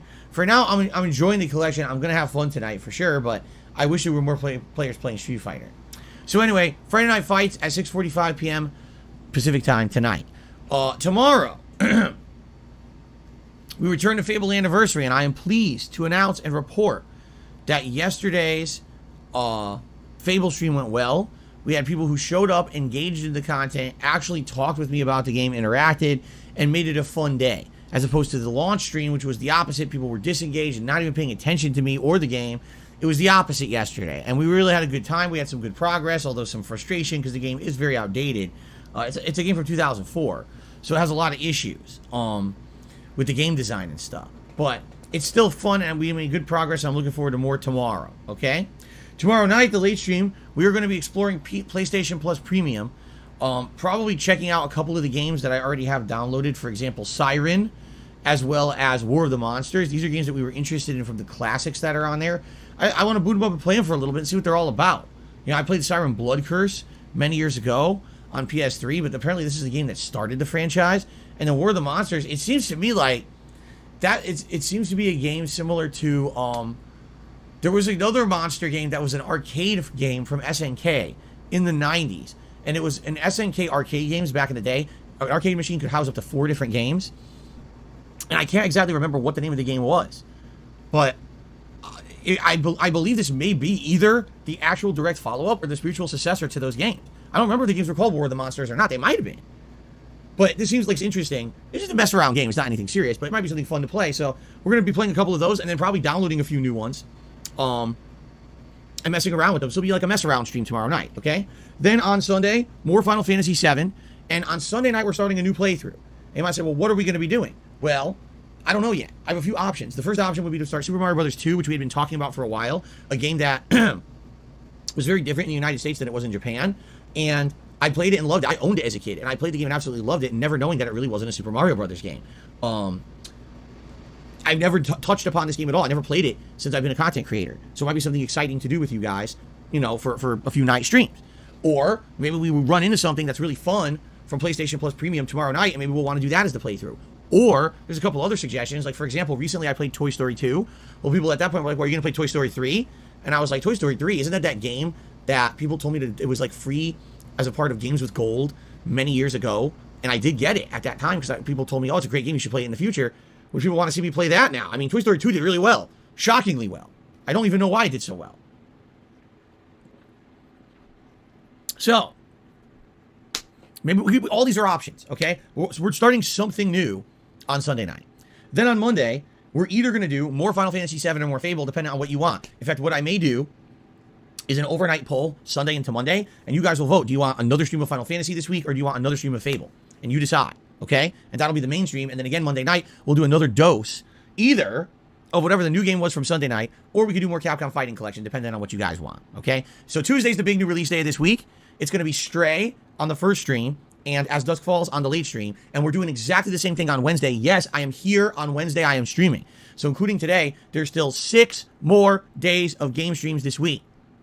I know. My schedule seems to be shuffling around again. It is what it is. That's, I had to say, that's the nature of retail, and since my wife has always worked retail, the schedules get changed around. So at this point, yeah, it looks like Thursday is our day off for this coming week, so that means I'm working 6 more days, okay? So, there you have it. That's the schedule for the week. So next week, it'll be a combination where the main streams will either be Stray or As Dusk Falls till we beat them. The night streams will either be Capcom Fighting Collection or, you know, maybe some Final Fantasy, maybe some Fable, until we basically get to a point where Stray and As Dusk Falls are done, and then Final Fantasy and Fable will go back to the daytime streams, and then we'll have night streams or whatever the new playthroughs that we started on Sunday with like Capcom Fighting Collection and stuff like that. Okay? So there you have it. That's basically the rough schedule for the next 1 to 2 weeks. The only other quick reminder here is this right here. Our Tier 2 members goal for the month is 585 members. We already hit Tier 1. When we hit Tier 1, we locked into a very special event coming up later this month. The What's in Phil's Closet, well, what's in DSP's Closet, marathon event. This event will take place roughly on July 30th. I haven't locked into that date yet, but I'm saying that's the tentative date we're going to do it. Okay? And what we're going to do is basically go into my closet and investigate. See what the hell's in there. There's stuff in there that I had from Connecticut 10 years ago that I've never touched. Probably a lot of my old games collection is in there. There's collectibles and other items from Connecticut that I had as part of my shit in the background when I film my videos. That's probably still in there. Maybe we could take some of those out. We could use them for my setup here on a daily basis. There's probably a lot of electronics and equipment in there that are useful. And there's probably a lot of shit in there that's not of use of any kind. It's waste. It's just sitting in there, either to be thrown out, or maybe I could find somewhere I could trade it in or something. Okay? So we got to go through all of that. And basically, a lot of the stuff in there has a story to it. So everything in there, you know, you have a little bit of backstory of what it is and stuff like that. Now, in addition to all of that, there's all the stuff that's been put in there since I lived here in the last 8 years. Decorations, consoles. So we'll take a look at all of it. It'll be a fun marathon day going through that stuff, exploring, figuring out what it all... I have like endless bins of stuff. Seriously, endless bins of stuff to go through with you guys and see what it all is. It's going to be very exciting. I think it's stuff that I haven't looked at in almost a decade, if not a decade, right? So it should be a fun day. And of course, that day we'll probably do a feasting with the king. You know, we'll do other various things to break it up so it's not just the closet. So there's more variety on there. Okay? It should be a nice chill day. Unlike days where I have a set agenda. Oh my God, today we have to react to a bunch of content. Oh my God, today we have to get this far in a game or play this variety of games. It's just going to be a chill day where we just hang out together. And I'm down for that. I don't know about you guys. So that's coming up again. July 30th, Saturday. Roughly. We'll see as we get closer to it if that date stays and locks in or not, but that's what I'm aiming for. Okay? Okay. Eternal Napalm says, any secret erotica? Well, you'll find out sooner rather than later. Oh, yeah. My whole closet. That's all it is, man. Didn't you know? Yes. Anyway. Ridiculous. That already we've done. That's locked in. The Tier 2 goal, all right, is 585 members. And that's by the end of the month. So we still have well over 2 weeks to hit that. And we probably will have some people coming in for the new releases this week, which will be good. If we hit 585 members by the end of this month, that ensures we're doing the next React event. And that means that we'll start basically scheduling it and determining what it's going to be. The things that I've come up with. Number one, reacting to the first ever This Is How You Don't Play video from like 10 years ago. The one that was about Metal Gear Solid 2. That's option number one. Option number two would be reacting to a different kind of documentary style video from either Frederick Knudsen and his Down the Rabbit Hole series or June the King and his documentary series. And they cover a lot of stuff. There's a follow-up video to Wings of Redemption that basically picks up where the Down the Rabbit Hole video left off. It continues his story from the last several years. There's many other content creators on there. For example, Spoonie. And the Spoonie Experiment is one of the ones that Down the Rabbit Hole covered. And that's someone who I used to actually watch a lot of his content in regards to that guy with the glasses.com over a decade ago. That could be an interesting one to do. There's just a lot there that we could do. And I think it would be exciting to do those. But we need to hit the goal for this month. And then we can lock in and plan those out. Maybe do polls or whatever and figure it out. Okay? So if you're not a member, what are you waiting for? If you are a member, thank you. If you're someone who wants to support the channel, perhaps you'd like to gift some memberships. They are now available. In fact, yesterday, shout out to AJ Gamer who gifted 20 memberships to the channel, which is why we've actually jumped up here. And we're at 547 today. Less than 40 to go to hit the members goal for the month. And then we would have the next React event locked in and we can start talking about the ins and outs of it. Okay? So, exciting. I hope you guys are too, and I hope you'll consider becoming a member if you're not, or maybe, again, you want to help the channel, gift a few memberships to fellow chatters and viewers. I'm sure they would appreciate it, okay? By the way, be sure, if you're a viewer, to enable the gifted memberships, because you do have to manually enable them first to get one. If you don't, someone might gift a bunch and you miss out on it, okay? And by the way, Jade, welcome back, and I'm happy to hear that you're feeling mostly better. That's really good. You didn't feel good yesterday. It sucks when, you know, someone who's a regular is like, man, I can't even be here today. I feel like crap. I gotta hit the bed, right? Okay. Let's get to my topics that I want to talk about today. First topic. Well, actually, I'm just curious if there's any gaming news because I did have one story I think I wanted to talk about. Oh, yeah. So Bungie is officially owned by Sony now. And a lot of people might be scratching their heads like, wait a minute, what? Didn't Bungie get bought by Sony like years ago? No. The process started years ago and it just went through today. This is how stupid it is with the way our legal system works and everything. So Sony announced like 2 years ago or something crazy like that, we're buying Bungie. Bungie wishes to be purchased. And I talked about it then. I was like, it's kind of weird to me because Bungie was the company owned by Microsoft. They were the company who made Halo. And they made Halo for many, many years. And then they decided we don't want to make Halo anymore. We're going to sell off our Halo property. We're still going to work for Microsoft. We're going to make Destiny. Okay? So they did that, and then they ended up being owned by Activision Blizzard, remember? So now they're not under Microsoft anymore. They're under Activision Blizzard. When Bungie was under Activision Blizzard, they complained that they hated it. Oh, Activision Blizzard twisted our hand and made us do all this stuff with Destiny we didn't want. We couldn't make Destiny the game that we wanted. Instead, we had to constantly put in expansions and all this other shit that they demanded that we do.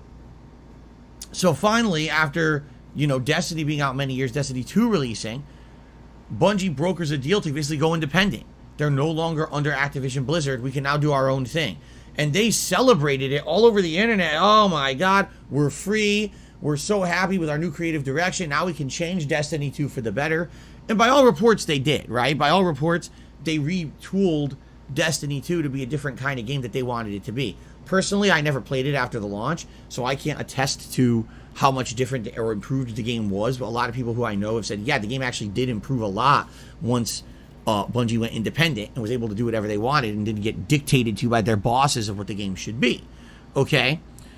And then all of a sudden it was announced, oh yeah, by the way, so Bungie's getting bought by Sony. It's like, wait, what? But the whole story was supposed to be this victory story that Bungie was first owned by Microsoft, had to make Halo. They broke free from that to make Destiny, but then they were always dictated to by their new owners that they couldn't make the game how they wanted. So now they're free to do whatever they want because they're independent. This is like the end game happy ending. No, now they're getting bought by Sony again. Wait, what? They're getting bought again? What is going on? So, you kind of scratch your head and you got to wonder, in the story of Bungie, did they actually perhaps read it wrong? And what I mean by that is maybe the issue wasn't that they were owned by a company, but the issue was that the companies that owned them were shit companies. You know what I mean? Like, when they were owned by Microsoft, all Microsoft wanted them to do was make Halo and Halo spin-offs and Halo content, to which they got tired of it. They want to do something different. So they split and they ended up making Halo again because they made Destiny, which is fucking Halo. It really is just Halo in a cooperative setting. So then they realized, wow, we kind of made a deal with the devil because Activision Blizzard sucks. Activision Blizzard as a company is controlling us. They're stifling our creativity. They're not allowing us to do what we want with our own game franchise, and this sucks ass. So they broke free of Activision Blizzard, but I think what ended up happening was, oops, now we don't have the unlimited backing anymore. We don't have a giant company financing us and directing us and essentially giving us that safety net to feel like we can do what we want and not have to worry about, oh, if it doesn't sell, we're fucked.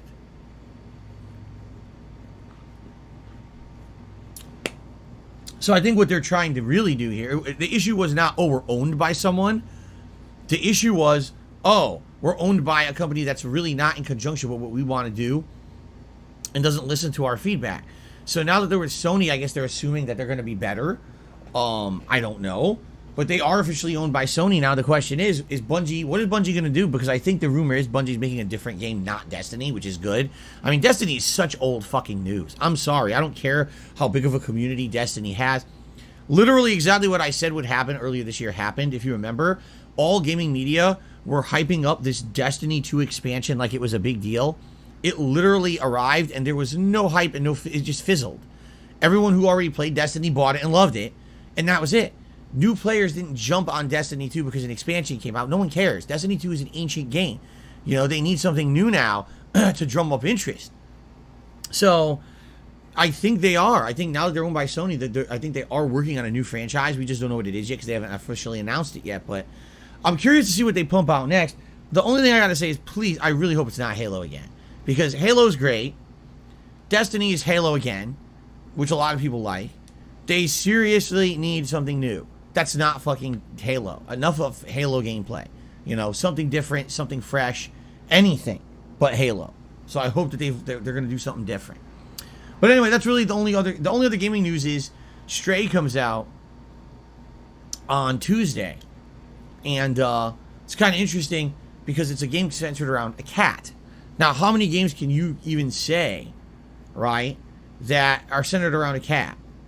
Not that many. Few over the years, but never really the major focus. Maybe there's a cat that's a side character or part of the characters, but never a game that's so focused on that. And cats are a huge pet for people all around the world. Cats are one of the longest running, you know, domesticated creatures that interact with humans in, you know, in a peaceful manner.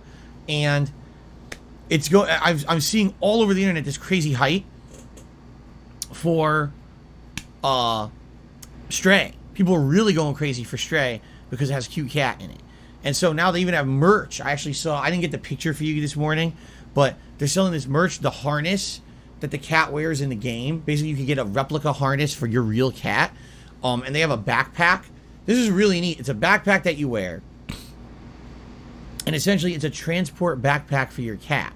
So it's got a dome, a clear dome, that the cat can look through while you're walking around with the cat on your back, and it has a top that you can open up, and the cat can peek its head out and look around, you know, all while you're walking around. And that is something that like Jasper would probably love around the house, because Jasper likes it when I pick him up and I carry him around the house.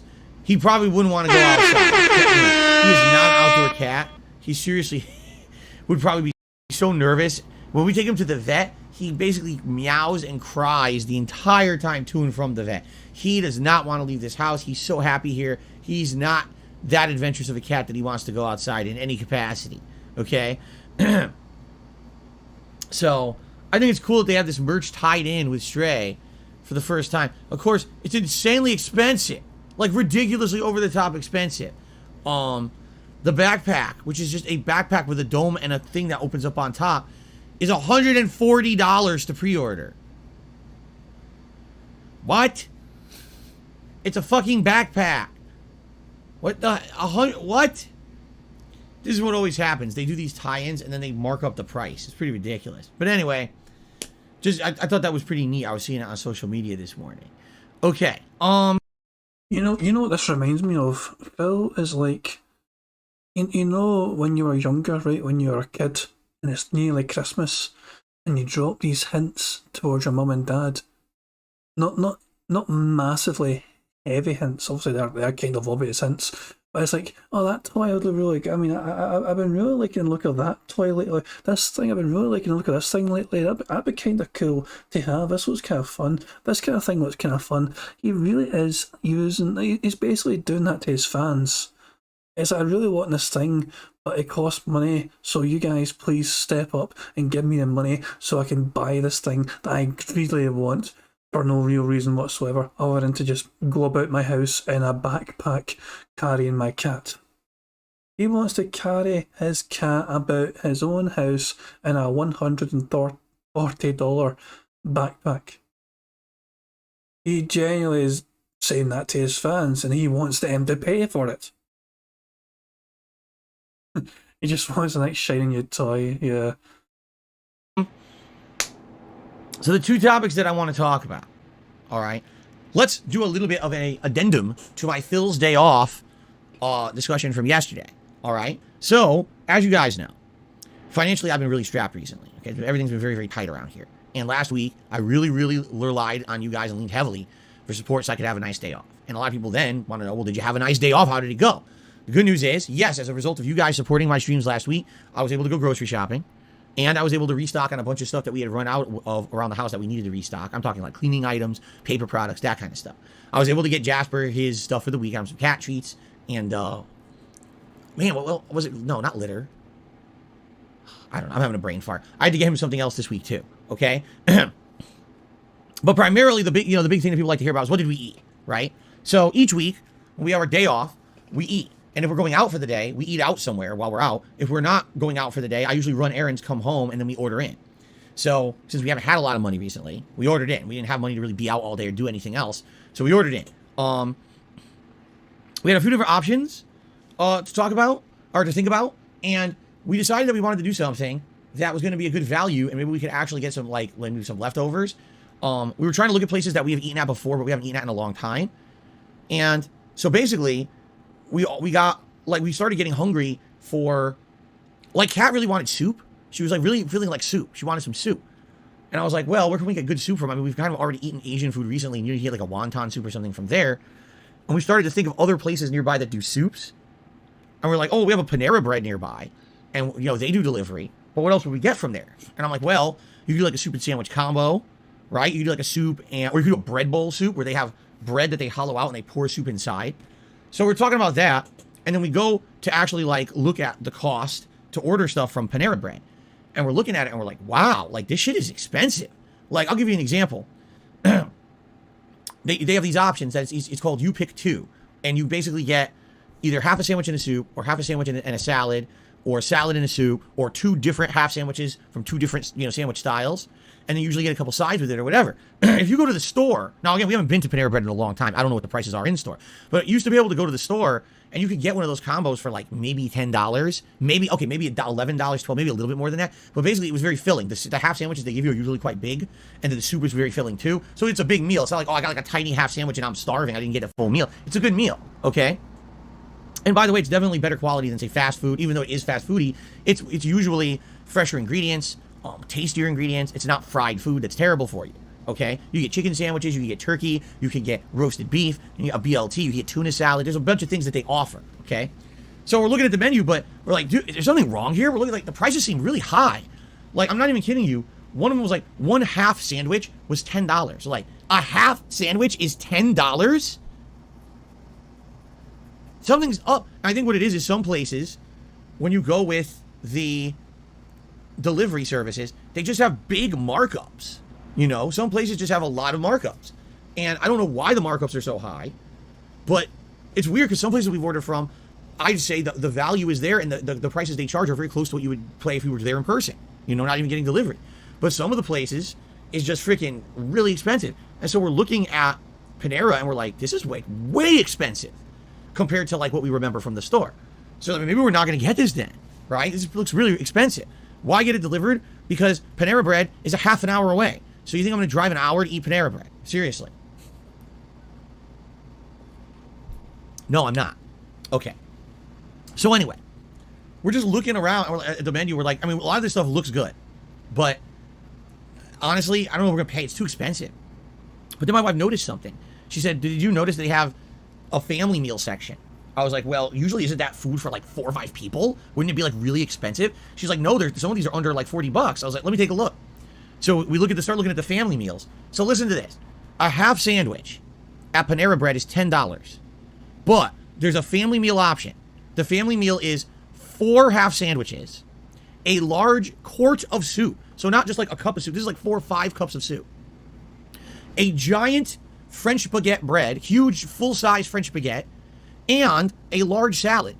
okay, for like, I want to say it was like just under $40. Now, normally when you order out, I'm not exaggerating, each meal is around 15 to 20, okay? So this isn't any more expensive than if we would normally just order out from a restaurant and get it delivered. So we're looking at it and we're like, that's a lot of food, right? And we start to think, like, we ordered something like that, we'd have leftovers that we could eat over the course of the week when we want a snack, or, you know, late night want a bowl of soup, or, you know, the bread will probably be good for a day or two. So we're, you know, taking a look at what we're looking at, like, dude, this makes way more sense than ordering a la carte, essentially. Ordering, let's say we wanted to do the 2 combos. Just, if we had done 2 combos of like a half sandwich and a cup of soup, it would have been over $30. And that's only half sandwich and a cup of soup. Now we're going to get 4 half sandwiches, essentially 4 to 5 cups of soup, a salad, and a French baguette for just a few dollars more. So that's what we ended up doing. We ended up getting that combo. Phil has displayed his trait quite a lot lately, where he thinks that paying a little bit more to get more is a smart idea. And for somebody that's financially destitute, really, it's not the smartest method. You know, he's in dire financial straits every single fucking day, every single fucking week, and yet he wants to spend as much as possible to get as much as possible, which technically, if you had the money for it, it would make sense, but he does not have the money for it according to his own narrative. This is money that he was desperate to get, and what did he do with that money? He made sure every fucking penny was spent. Every single goddamn penny conceivable was spent on just what fucking every bit of grocery shopping. Maybe he bought himself an extra bottle of gout juice, maybe he bought him, you know, Jasper, an extra wee treat. It's $50, Chad, Jesus Christ, man, $50 and a fucking some sandwiches, not shit. Jesus fucking Christ, man. This man is so goddamn...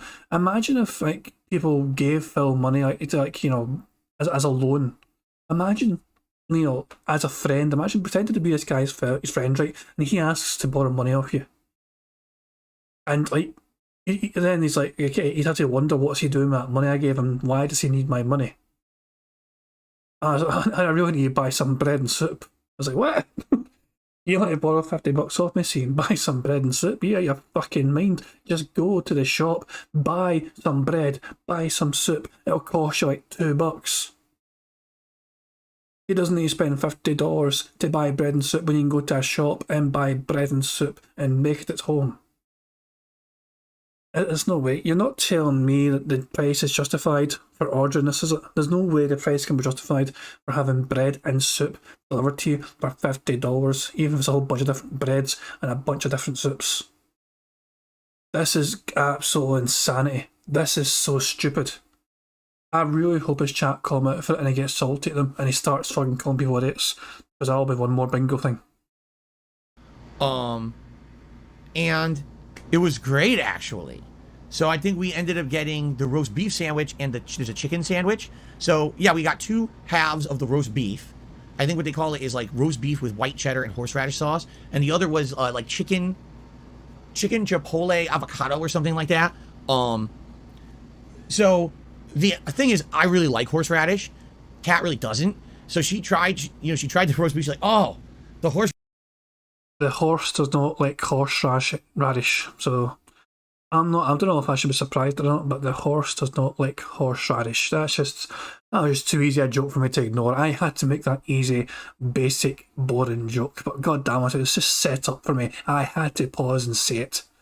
Give more blood knows all about me saying a whole bunch of bad jokes if I see a chance to say them. Horseradish is too strong. I said, well, that's fine, then just enjoy the chicken sandwich then and have it. She really wanted the soup. So we ended up getting broccoli and cheddar soup they have there. So we got a giant freaking quart of soup, huge. And it's funny, they give you as if you're feeding a family of like 6. So you get 4 cups with a ladle to fill the cups with soup. And then the salad was decent. It was okay. It was just basically exactly what you would expect from a Caesar salad. It was like lettuce, croutons, some cheese, Caesar dressing. Very basic. But they put it in one of those plastic containers that you can put all the ingredients in and shake it up. So you basically self-toss your salad. Rather than having to do it in like a big bowl or whatever, you could toss it in the container, which was really useful, actually. So we ate, and we basically had enough food for like another meal because there's so much left over. So we were dipping the baguette in the soup. It was good. I liked the roast beef sandwich. I thought the chicken was okay. Kat had more of the chicken than the roast beef, but she ate a lot of the soup. And the salad was all right. And we still have left. We still have soup in the fridge. We still have, we had a leftover sandwich, but we've been snacking on it, so I think that's gone now. But it was actually not. Hey, here's some very interesting lore that I've just discovered. Somebody super chatted, Phil. It's not going to show up here yet. We're a minute behind on stream. But someone super chatted Phil saying, "Hey, did you hear Review Tech USA said he's willing to ship Phil an extra PC of his that he's not using? It was brought up last night on his own stream. Review Tech USA might actually gift Phil a PC for him to use." I'm going to be interested to see how Phil reacts to that. I've got a feeling Phil's going to say no because he wants it to be shiny new and all that shit, you know, and he won't want a hand-me-down PC from somebody that he's kind of like sharing the scene with, if that makes sense. But yeah, there's no way Phil's going to accept that. Not bad at all. Considering delivery prices, how they are today, like most times, if you're going to order out a real dinner from a restaurant, not to say that Panera is like a gourmet restaurant, they're not. But if you're going to order a dinner from a restaurant, delivery prices are pretty high, you know, and now they've only been going up because of inflation. So actually, it was nice to have a dinner where we not only had food, but we had tons of leftover food. And now we didn't break the bank ordering it either, you know. So it was nice. We got what we wanted. We wanted soup. We got soup. We got some yummy sandwiches. The baguette was really good. It was a good, I felt it was a decent value compared to the other things that we usually get. And the bonus is the leftovers that we're going to have more during the week, you know. So that's cool. So that's what we ate. Okay. All right, so now let's do the final discussion that I want to do for today's Level 1 podcast.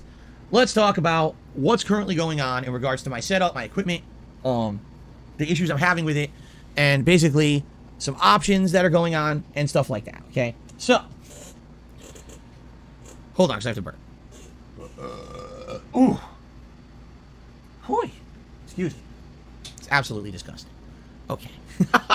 So, currently, the PC that I'm using for my capturing, for my streaming, my uploading, and everything that I do is 8 years old. You can find the unboxing video for this PC right here on DSP Gaming from, I think DSP Gaming, unless I might put it on my vlogging channel actually, from 2014.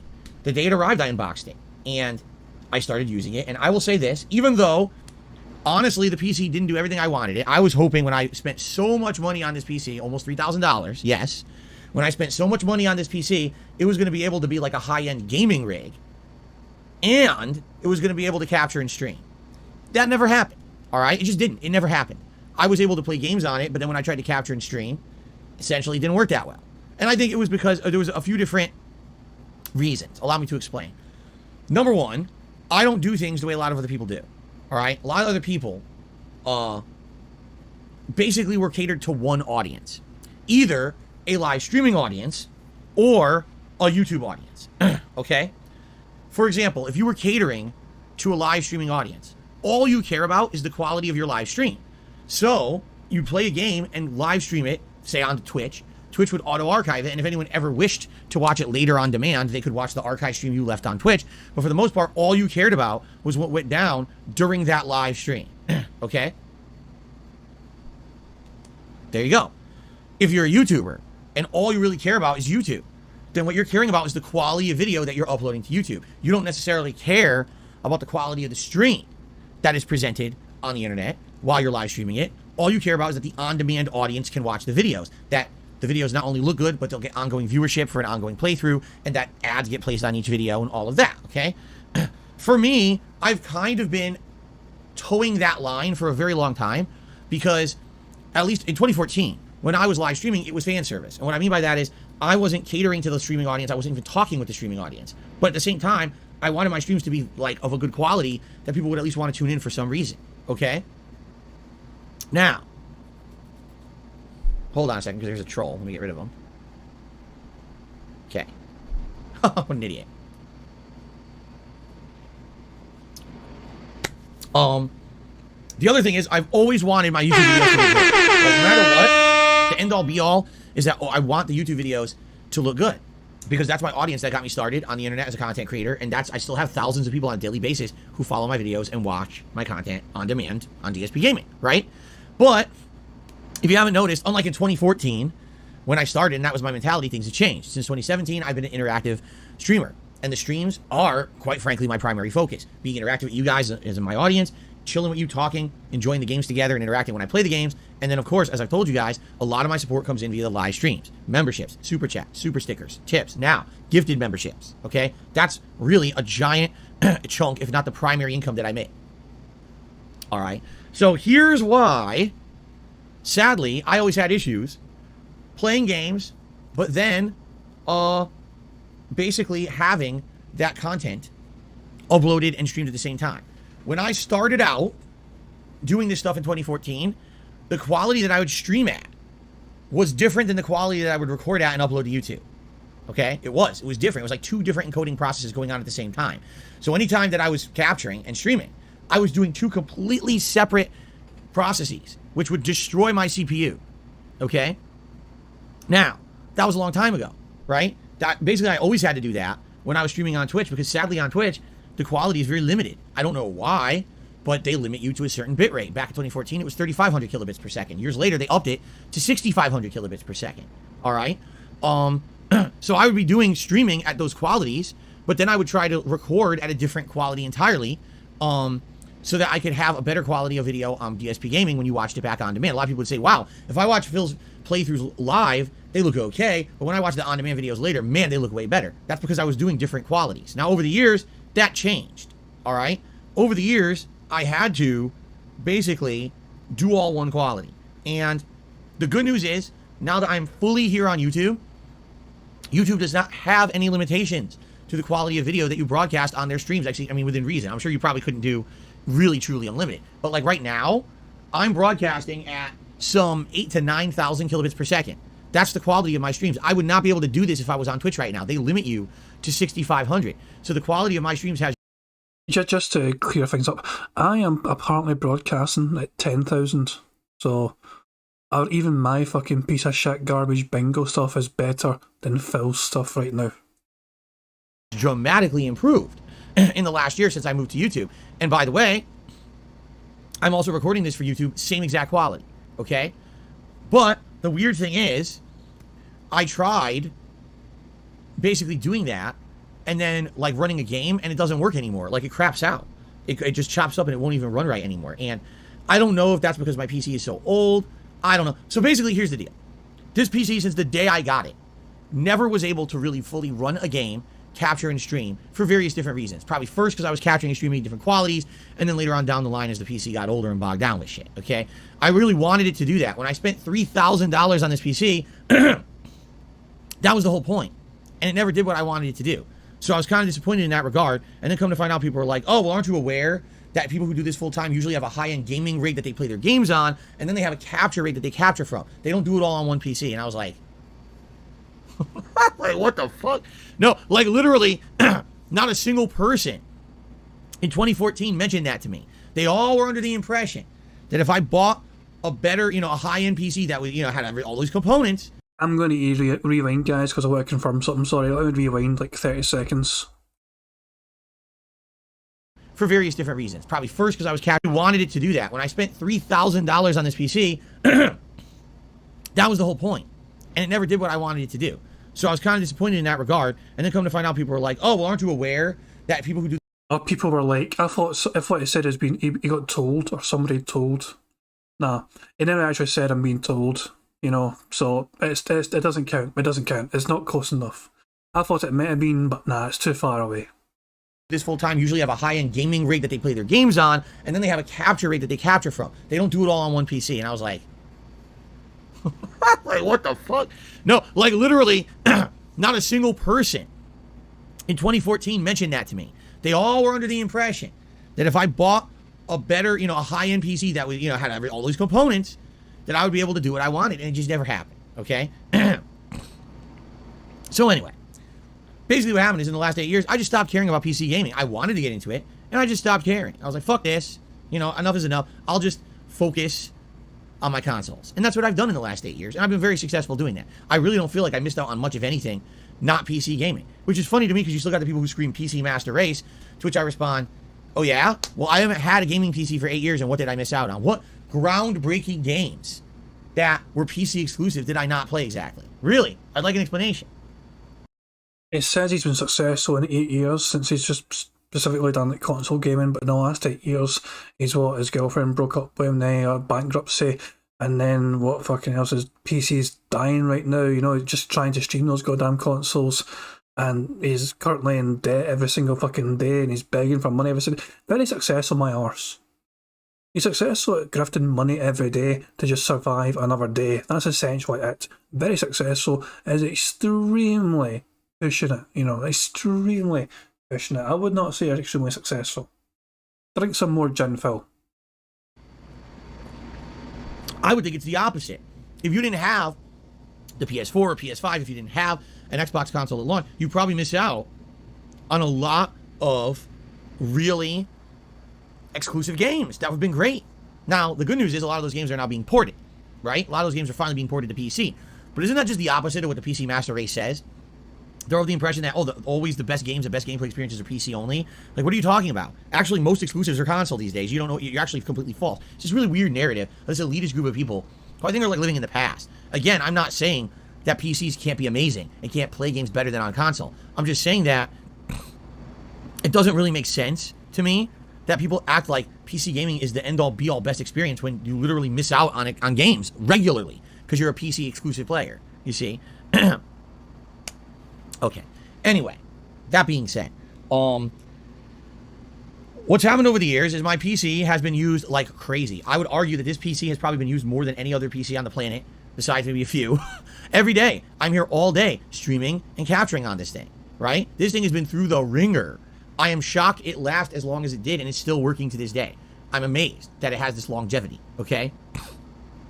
But now we're starting to have issues. Videos are corrupting, and I don't really want to open the thing and mess around replacing parts. Yes, I could use an external hard drive, but the PC's 8 years outdated. It doesn't even have the latest USB technology. The writing of the disk would be slow. I don't even know if it would on the fly be able to like right now I'm live recording this video to an internal hard drive. If I was doing it to an external USB hard drive, it wouldn't even work as fast, wouldn't even work at all, would it glitch? I don't know. I haven't tried it. So basically I'm in a situation where it's so old, I'm kind of, you know, it's at the end of its life cycle, right? How long is it going to last? And at this point, you're starting to see it in the quality of my content. I can't even have a better webcam because as of now, half the time when I'm playing, my CPU is being maxed, like going up to 90% in certain situations. You notice choppy frame rate and pixelization in a lot of the games that I play because my PC is basically being pushed to its limits, doing 1080p 60 frames per second. And the thing is, I know I need to upgrade at this point. All right, I want to have better quality. I want to have every game I play for you guys now, I want it to be full 1080p, full smooth 60 frames with no frame drops and no issues. This camera has got to go. We've got to get a better camera that's going to be HD. This is not true HD, even though it says it is. I really don't believe it ever was. The lens is so small that there's no way this is truly 1080p quality. It's got, you know what I mean? Like, we've got to get, there's got to be an upgrade here. All right? There's got to be a situational awareness deal. It's like, dude, okay, I've been using this for 8 years. Everything else is now advancing and passing me by. Even people who don't even do this for a living have better equipment than me. Okay? I got to do something to upgrade everything. All right? Now, we already talked about this. All right? And what I said was, the thing was, last year I kind of hinted that this was something that we needed to do. And at that point last year, a few people reached out to me behind the scenes, okay, and said, hey, I'd like to help you out, Phil, okay? What I'd like to do is donate stuff. I could donate a whole PC, or we could do this or do that. Well, now it's this year, and I reached back out to those same people, and they were like, nah, we can't anymore. Inflation kind of destroyed us. You know, last year we were in a much better position. This year everything's tight. You know, it sucks, but that's just reality. It's what's happened. So basically some of the options that I had last year were off the table. I had someone who's going to donate a whole PC. They said, I can't do that anymore. I can maybe donate a couple components, but I can't really afford anything. That sucks, right? So I was wondering, like, weighing, what are my options? What can I do?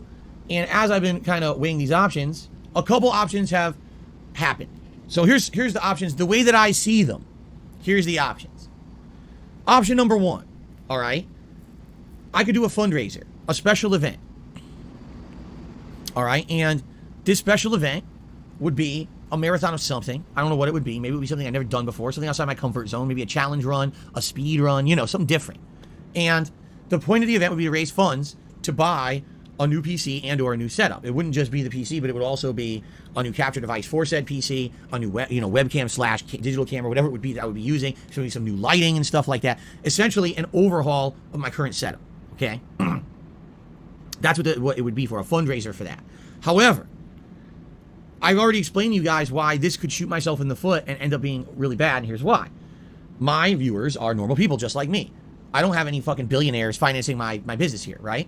So if I were to do a fundraiser, right? Oh, let's do it. Let's do a special event, raise funds so I can get a new PC. I have no doubts at all that people would contribute, and we'd probably hit the goals, and I'd probably be able to get whatever I wanted, right? I'm serious. It feels like he's breaking terms of service by just talking in this kind of way.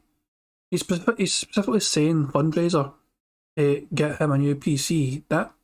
Isn't that against the terms of the rules of YouTube? Well, to be fair, he's technically saying he doesn't want to do it. He's technically saying right now he does not want to do that because it would limit his income later on. Wait for it. Just wait for him to say it. Serious. Like, I have that much confidence that you guys have supported me so much over the years that it would go well. It would go positively. All right? However, I know that you guys don't have endless pockets. I'm not stupid. I'm not ignorant here. Right? I know it's a lot to ask for people to contribute towards a goal like that. You know? And if you did, and let's say I'm throwing a number out there. Let's say the goal was $3,000, and that would be enough to finance a pre-built PC, plus taxes and shipping, plus maybe a new camera, capture device, whatever it is I need. Hopefully that inclusive amount, it would include everything, okay? Hopefully. And that's wishful thinking, too. That really is, because when you look at the prices of shit today, like, oh, God, it might not even cover everything, okay? So, let's say we did a fundraiser. Boom! We hit the goal. Exciting, right? This is excellent. Here's what I'd be very afraid of happening. All of a sudden now, for like a month, all of the support fizzles out, and now I'm making nothing on my normal streams following the event, okay? By the way, this is not, again, me being upset about that. This is me being understanding of the situation. Again, I know my viewers are not filthy rich people, you know? This is my business is very different than most other people's who do this. Most other people have advertisements all over their shit. They interrupt their content to have paid ad placements. They have ads popped up all over their screens. You know what I'm saying? I don't have any of that. Hold on a second. I don't have this at the bottom of my screen. I'm not getting paid by DSP Serial, Head and Shoulders, and Mr. Fucking. Some podcasters, this is what they have all over their screen. They're getting paid every show. Some content creators have actual giant segments of ads in the middle of their fucking content. Oh, today's stream is brought to you by NordVPN. And it's a 10-minute ad. I don't do that. I don't want to do that at all. I don't want to sell out, all right? I just don't. I want to continue to make quality content that's meaningful for you guys. And there's Phil's problem. There's Phil's problem right there. He is not going to adapt to the times. Most YouTubers saw the writing on the wall and they decided, you know what, I'm going to have to do sponsorships and do more sponsored content. But the fact of the matter is they used that money to improve themselves. They went and got themselves bigger on YouTube because they went and made sure the content was better, the computer was better, the games, so the microphone they use and all that shit. And obviously they just tried their best to improve themselves using these sponsorships. It's not just a case of taking the money and running and not making their channel grow. They made the money and they got the money and they invested in their business, which is being a content creator. Phil, though, is scared to do that because he knows he'd be a massive hypocrite. He'll get called out if he did that.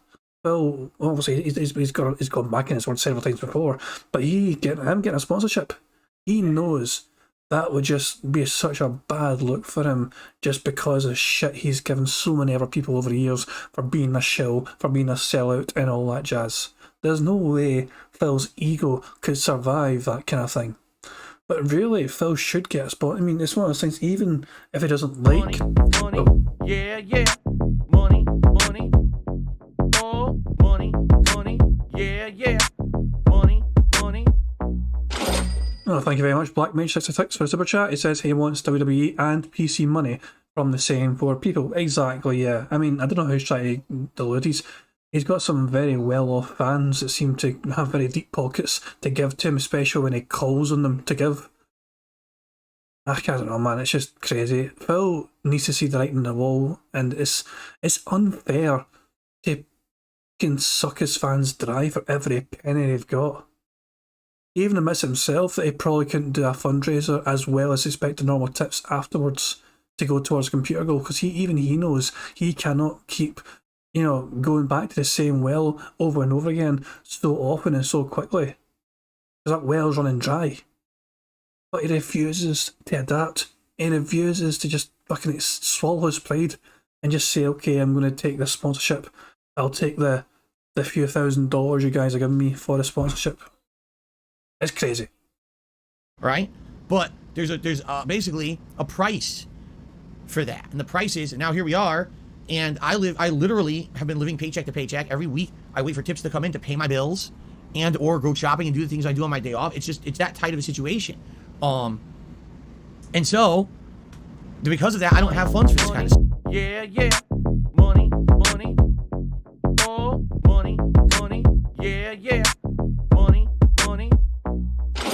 Thank you very much, Barrett Well. So Super Chat, you say, I keep saying that HelloFresh would be a great fit for this Moran, and he might be able to cut back on DoorDash. Yeah, there's probably several products that Phil would actually not mind advertising, you know? Like, it's one of those things where he would get a product for free potentially and try it out. Manscaped could be one of those kind of things. Obviously, Phil's done shower videos before, but he obviously shaves regularly to try and keep his goatee in check. And it's one of those things where, or not even Manscaped, but what's the link? The shave just as a thing, it's specifically shaving products, and Phil could help advertise them because Phil does obviously shave regularly to try and keep the goatee primarily the main focus. So he will have to stylise his own. You know, it looks fucking terrible to us, especially on his old camera. There's products out there that Phil would probably not mind advertising and plugging, because he'd actually, Dollar Shave Club, that's exactly what I'm thinking about, fucking Manscaped. I don't think Manscaped would actually even want to do Phil. That'd be dangerous. Dollar Shave Club would probably actually be a good fit for Phil, conceivably. Let's be honest, it's actually something that would be a good fit for him. But he refuses to swallow his pride and just say, like, I'll do this. But he's so fucking stubborn, and so it's his fans that suffer. It's not Phil that suffer. Okay, Phil will suffer if the fans cannot pay up. But the fans suffer first, because they're being forced to pay up. And if it's not enough money, then Phil suffers. And I'll say that he could forego all those problems and all those financial worries by just occasionally accepting a fucking sponsorship. The problem is as well, it's the kind of content he does. It's not as if he does like one specially edited video. It's like, what's he going to do? One specifically sponsored stream, which might only get 100 views or 1,000 views. Most people that set up sponsorships, you know what I mean? They sometimes have a certain metric of a certain views they'll hit. So that's also a number of eyes that will see that. What's he going to do? Accept a sponsorship for a very special event, like a special React stream or some push? He can't do it for a normal gameplay stream, because he's not finished in one go. What's that company going to do? Sponsor the whole gameplay stream, that specific game for him to play? That's what I'm saying. It's hard from... DSP is live now. I just paused it to have a rant. Sorry, James Shorten. Yeah, the fact of the matter is, Phil actually would find it hard to actually get a good sponsorship, because he's not got videos that get a huge amount of traction these days. His live stream format and lack of editing and lack of interest in the videos he does because he mass uploads rather than edits them down means that, is it worth even sponsoring Phil when that video is going to get maybe 1,000 views if you're lucky? Stuff, you know? Now I know if I do a fundraiser, you guys will support it, but then what's going to happen for the next month? Now, let's say, for example, I do a fundraiser. Let's say next week I did a fundraiser, right? I do a challenge run in Dark Souls where I do a fists run or something. I do it for like a 12-hour run, and we raise the funds. It's crazy, right? Great. But then what happens? Well, now I stream the next day and I raised $10 on my whole stream. What happened? Oh, everyone contributed to the marathon. Everyone contributed to the fundraiser. They can't afford it anymore, right? And that's basically what I'm afraid is going to happen, all right? And I don't want that to happen. I don't want to have people be put between a situation where, oh, I want to help Phil with a PC and a new setup, and then now he can't pay his bills for a month, and now it wasn't even worth it. You see? So that's a major concern. Okay, it definitely is. So I was thinking about it. I was like, well, if I'm going to do this, basically I should do it in the fall. Why should I do it in the fall?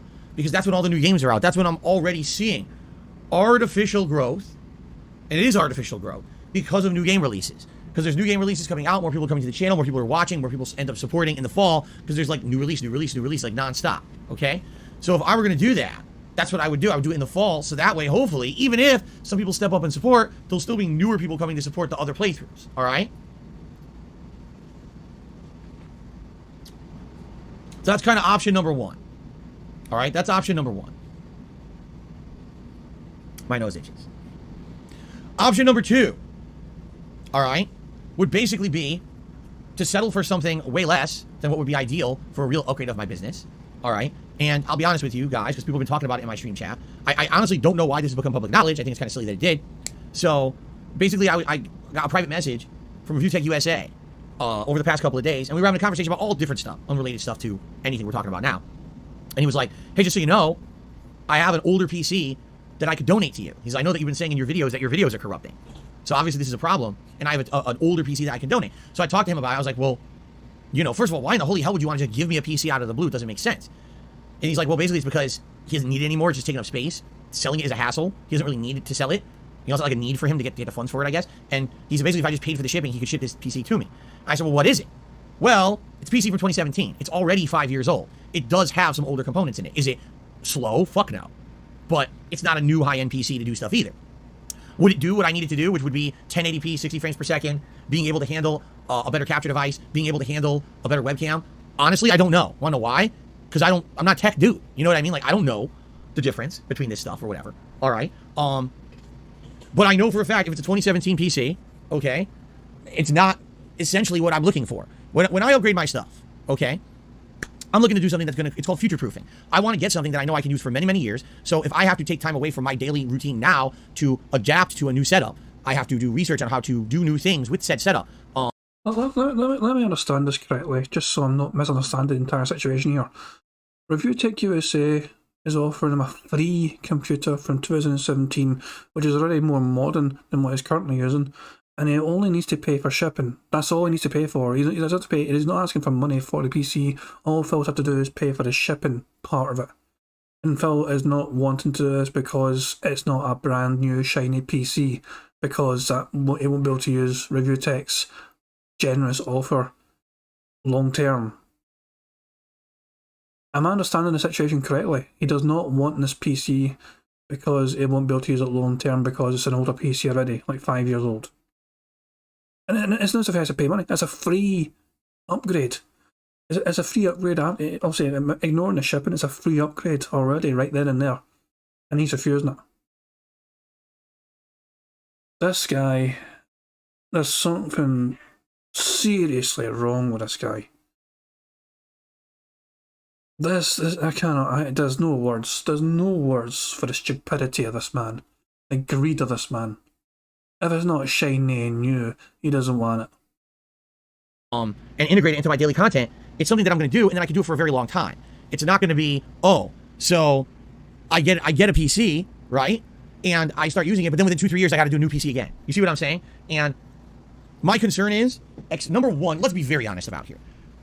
Anytime that something like this happens, there's drama involved, okay? Now, I don't think that there'd be any drama between me and Rich at all. It was a very generous offer. And by the way, I thanked him profusely. I was like, thank you so much for that offer. But I got to think about it, and I'm going to tell you why in a second here. So, you know there's drama involved, right? Everyone will spin it in a way that there's something, oh my God, there's some horrible thing happening or whatever. Why is Rich doing this? And Rich, sometimes talk shit about Phil, but now he's offering him a PC or something. This is weird. Some people already are coming up with weird conspiracy theories. Oh, it's a PC he knows isn't going to work, and he's sending it to Phil to fuck him over and stuff like that. Here's another piece of potential too, right? Let's say I pay for shipping. By the way, shipping will not be cheap for this thing. Shipping a PC across the country is expensive. To properly ship it, probably be $100, if not more, depending on how it gets shipped. Okay, so let's say it ships here, and then it's busted, right? Now I paid money for this thing to ship here, and now it's fucked. Guess what? There's no warranty on this thing. This is something that he just sent to me. So it's like I threw away money, And I could definitely see a lot of potential for drama. And again, I don't think it would be drama between me and Rich. It would be internet drama. The internet is so rife with drama, constantly wanting to fabricate and make shit up and do dumb shit, right? That I know the moment that I would say yes to this, there would be drama and all kinds of shit all over it, okay? But the thing here is, to me... Okay, let's just get one thing clear. Review Tech USA is trying to butter Phil up as best as they can, just so Phil might change his mind on accepting Keemstar's offer of, accepting that freeway podcast with him and, was it Boogie as well, or whatever, or Wings, sorry, right, as into Wings. Money, yeah, money, oh, money, yeah, money. Thank you again, Rich. Sorry, Blackmage666 for the super chat. He said, Rich is such a cuck, he should take OIC's mod slot. This is the thing, I think He's just trying his best to butter Phil up, so he might change his mind and persuade him to accept Keemstar's offer after all, because obviously they would all benefit if they're all getting 50k for this a kind of three-way podcast idea.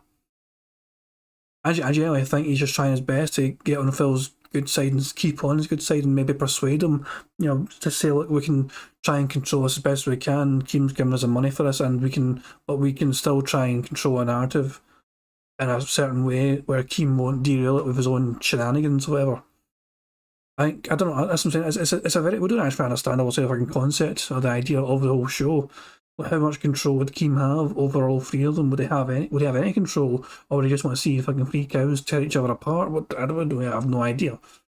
But yeah, I just think it's a case of he's just trying his best to butter Phil up, and this PC that he's not using anymore is case maybe this can be a nice kind of olive branch of sorts to try and keep on Phil's good side and maybe persuade him a bit more. Just say, let's just try the Keemstar thing or something. Who knows? Almost a full bingo, yeah, we're pretty close. Like, how can I put it? I want to put it in a way, I'm very grateful that he offered this to me. I am. And I actually said to him, I said, if something happens drastic, like all of a sudden my PC dies completely, absolutely 100% I'm taking you up on your offer immediately. I would need the PC right away, and I would figure out a way to get the money to ship it right away, because I can't even work. My PC died. I have a backup over here. Okay? And the backup is old as shit. The backup is a PC I bought over 10 years ago, and essentially all I would be able to do with that is like stream my webcam. That's it. I wouldn't even probably be able to capture. It would just be like the most bare bone shit. Okay? So anyway, there's a bunch of reasons. Number one, drama purposes. The internet will turn it into drama. No matter what, the internet will turn it into drama. I know they will. I'm not stupid. There's risk involved of spending money to ship a PC across the country, and then it's broken. There's also risk with no warranty. That's the catch. If you buy from a company a pre-built, you got a warranty. It shows up busted, you report it, you get your money back. Here, it'd be like, you ship it, now I got no PC. I'm fucked, right? And then on top of that, like I said, the PC's already 5 years old. This is not, if it was, oh, this is last year's PC, it's, you know, still crazy good. Okay. No, that's not the case. This is a PC that's older, you know? My PC is a 2014 PC. This PC is a 2017. It's only a 3-year difference. I don't know if they have us in America. Hi, Anne, how you doing? He has a PC, it's the one he's using. Exactly. I don't know if they have us in America, but in the UK, you can get something for the... Also, our postal service is different. It's Royal Mail in the UK, but you can get a very special kind of thing called, like, signed... You can essentially have it confirmed, that you received the product all right at their end, but if something happens to that product when you're sending it, I think Royal Mail could kind of be liable, essentially. If something happens and goes wrong with a product and it gets busted. Insurance is on USPS and USP and FedEx. So Phil's talking to his arse saying like there'd be nothing, if something goes wrong and it breaks during transit, then the companies wouldn't be liable. They are all fucking liable then. Recorded delivery, that's the word I was looking for just there, thank you very much. The Royal Mail have recorded delivery, that's what they call it. And they have it in America as well, but so yeah. You pay for cover, exactly, you pay extra for that cover, essentially, and you know, so you have to sign for it either end as well, not, and it's definitely a more fiddly process, but it's a more secure process as well. And obviously that's, well, like, obviously it's like FedEx, not sure here in the UK as well, but I'm just thinking Royal Mail specifically, which is a postal service for, you know, the UK. But yeah, that's what I'm saying, Phil's talking to his arse here completely, as usual.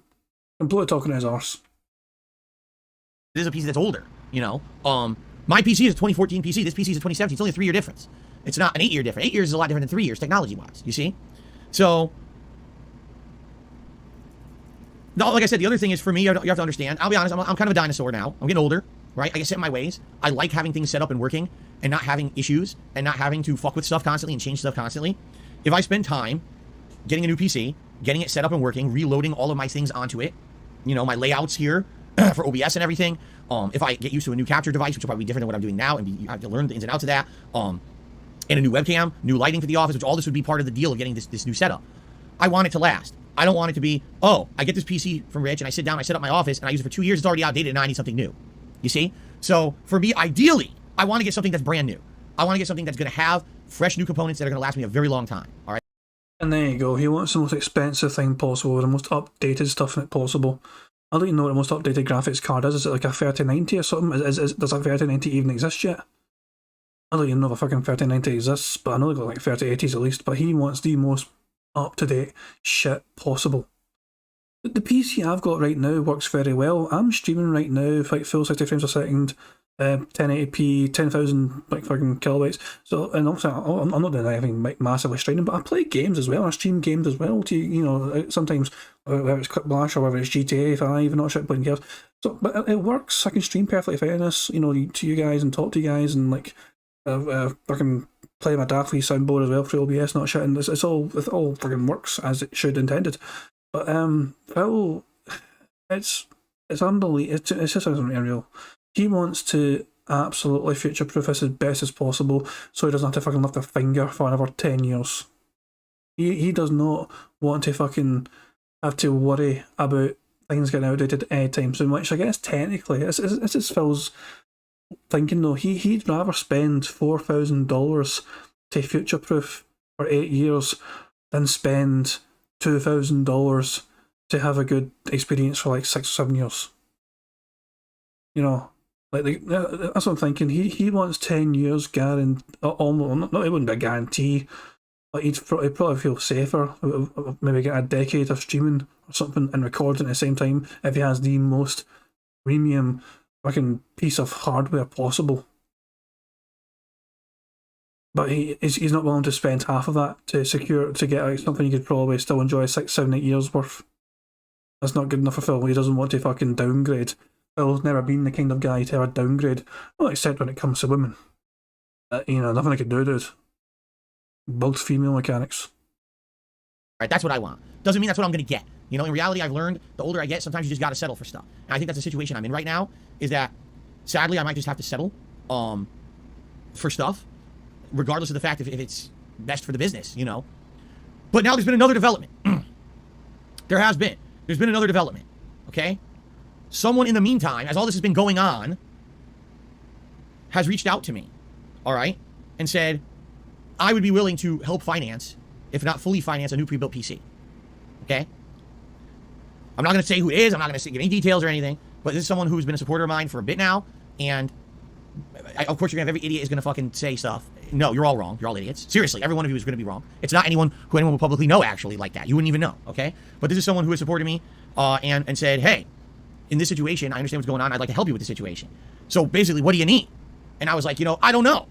I actually don't know because I'm not in line with tech anymore, So that's, by the way, guys, we're already out of time. So once again, this is the second Level 1 podcast. We haven't really gotten to the topic yet, all right? We haven't. So here's what we need to do. Before I can do anything with accepting anything, doing anything, we have to have a conversation, all right? The conversation has to be, what is it that we need? And I say we, because I've always told you guys over the years, this is not just me, this is us. It really is, it's us. This channel, everything is us together. This is not just Phil pumping out videos and streams. This is us together doing it. Apart from the money, that's Phil's money. Everything is us and us and us, except when it comes to money, that is Phil's money and always will be Phil's money. When you talk about our money, get fucked. It's my money. Your help, it's your aid, it's, again, it's very unique. The way that the business is run is very different from most other people. And I really feel like this is an us deal, not just a me, okay? I think what we need to do, we need to have a series of conversations, okay, and work together to figure out what is it that I need to have a PC to do exactly what I want.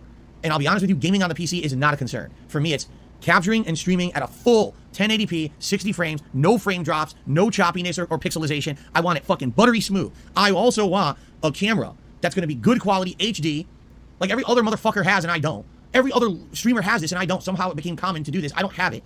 And I need better lighting. I can't use this college lamp anymore to light my office. I need something that's better for this, something more professional. It sounds good. Looks good. These are all improvements that are needed. If anything, the one thing I don't need to really upgrade right here is this. The microphone has worked for a very long time and it's still great quality. I think the microphone is good. I don't really see the issue with it. But outside of that, yeah, I need some big improvements here, right? I do. Okay? So, what we need to do is talk about what it is that I need. Because I don't know shit about shit. Seriously, I don't know shit about shit. I don't know the graphics card, the capture device, the type of hard drives, the OS, the processor, the RAM. I don't know anything. We're basically starting from scratch. At least I know what the hardware components are, but I'm like so outdated when it comes to what these components are or what I'm looking for, okay? I basically need to figure this shit out, all right? So, as of now you guys know what's going on. Essentially, there is someone who wants to help finance, I don't know if they can do the entire thing, but they want to significantly help finance a pre-built PC and a new setup, okay? But we need to figure out exactly what it is that I need before we can have that discussion. It would be really dumb to lead this person on and be like, yeah, let's just do it. I don't even know what I need, So that's what we got to start talking about. Now, here's the thing. I was personally contacted by a fan the other day. They sent me an email. This fan pleaded with me. Y'all know what they said? They said, Phil, I'm begging you. Do not, listen to this, do not rely on your audience to find out what you need for your business. Because basically what's happened is I follow other content creators, and they've done this, and they all say the same thing after the fact. It was a bad idea because everyone has a different opinion. Everyone disagrees. A lot of people will lead you down the wrong path based on misinformation. And you'll end up with something and you'll have regret. In reality, if you take a look at this, It's not even just that, man. If you fucking listen to your audience and you don't fucking like it, you'll then blame your audience, because that's what you always fucking do. You're always a fucking scapegoat. It's why you're so desperate to include your audience in trying to get a fucking new PC, because if you don't like it at the end of the day, you can just point to them and say, you guys wanted this. This is your fault. I didn't want this, guys. You fucking picked me a fucking lemon. This is a $4,000 lemon you've picked me. But the camera was nice. this PC right here that I paid $3,000 for in 2014. At the time, I was led to believe, yes, by my viewing audience, that this PC was a top of the line with all the components in it. It was going to be able to do absolutely everything that I wanted to do. Like literally the moment it arrived and I tried to capture and stream a game, it was choppy. The moment it fucking showed up, it was lagging. You know? I was like, I thought this was the whole reason I paid $3,000 for this PC was to do this. Why is it doing this?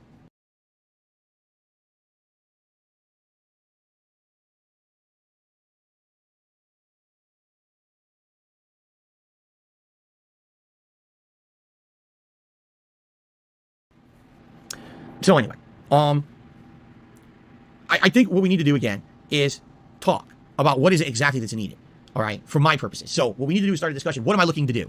We'll start talking about that maybe tomorrow. We can't do it today. We're already running late, and I got to do shout outs, and then we got to get to gameplay. Okay, we got to figure out exactly what it is that someone like me in my position needs. Okay, and go from there. And then once I realize, okay, here's what I want to do. Here's the components that can do it. Then I can go to this person who's interested in financing the PC and say, hey, let's look at pre-builds. Even what we'll probably do is get some suggestions from you guys. What are good companies that do pre-builds this day? The company 8 years ago was Cyberpower PC. People felt that they ripped me off. Okay, so maybe I do a different pre-build or whatever, right? A different company, you know, look into another one. I don't know, but you know, we got to start the talks. And I feel like this is going to be something that's going to take a while. It's going to be different levels of conversation, right? Until we finally come to kind of a consensus on what exactly it is that I'm looking for. And then I can go to this person and I can work with them to figure out, you know, what's the best option. Okay. So, and now here's the thing. And I do want to say this. I don't understand how you guys know that Rich has offered me a PC. I'll be honest with you. I don't like that, because now it's like, oh, now you got all these outsiders involved in it. And now they're going to say, oh, Phil should take the gifted PC and do that. I'll be honest with you. That turns me off. It pisses me off, because I had a private conversation with Rich about this. And then all of a sudden I come on my stream. You guys are like, oh, well, Rich is saying he's going to offer you a PC. Well, I didn't tell you that. You know what I mean? I didn't say that, nor did I accept it. You know what I mean? So my question is, why would he even say that publicly? Because here's going to happen. But apparently, Rich did say it publicly on his own stream the other night, which is how people know. Phil was desperate to keep things like that behind the scenes, man. He hates the idea that people know that he's been offered a computer to solve his crisis. If it was up to him, man, he would have kept that shit private, so people might have given him more money towards a PC when he's got a fucking potential backup lined up anyway. He is furious at Rich for fucking revealing that to everyone. Now he can't keep it a fucking secret, and now people know there's a fucking option for him. He is absolutely raging about that shit. I cannot believe the greed is strong. The greed is so strong in this pig. Happen. Drama. Oh, Phil's stupid because he didn't accept the PC and he didn't just take it right away. And he's anytime. And I think what Rich needs too, sadly, he needs to start thinking big picture, which I think he hasn't looked at. He needs to realize that the things you say and do have negative consequences for people, even if not for you. They can have negative consequences for people. Okay? Seriously. We're in a situation where, because he now said this, all right, now you're going to have trolls.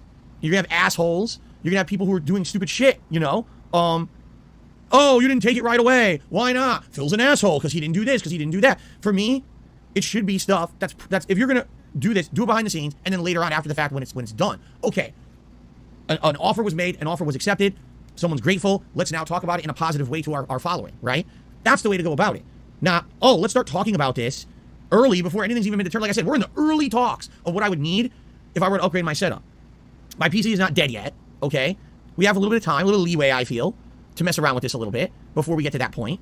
And I don't understand why all of a sudden the discussion became, oh, well, now everyone knows that Phil's being offered a PC and now he's pressured publicly on the fucking internet to accept this PC, all right? So how about this? I'll tell you right now. Because of the pressure, I'm not accepting that PC for now. If there's There we go, there we go. He's so annoyed at fucking Rich for ruining the grift that he's going to, deny him of his generous, extremely generous offer. $100 for a working PC that'll serve you well for another couple of years, and carry you over the line until you've saved enough to buy a brand new one. I was like, no, you told people that you were being nice to me. I don't want this now.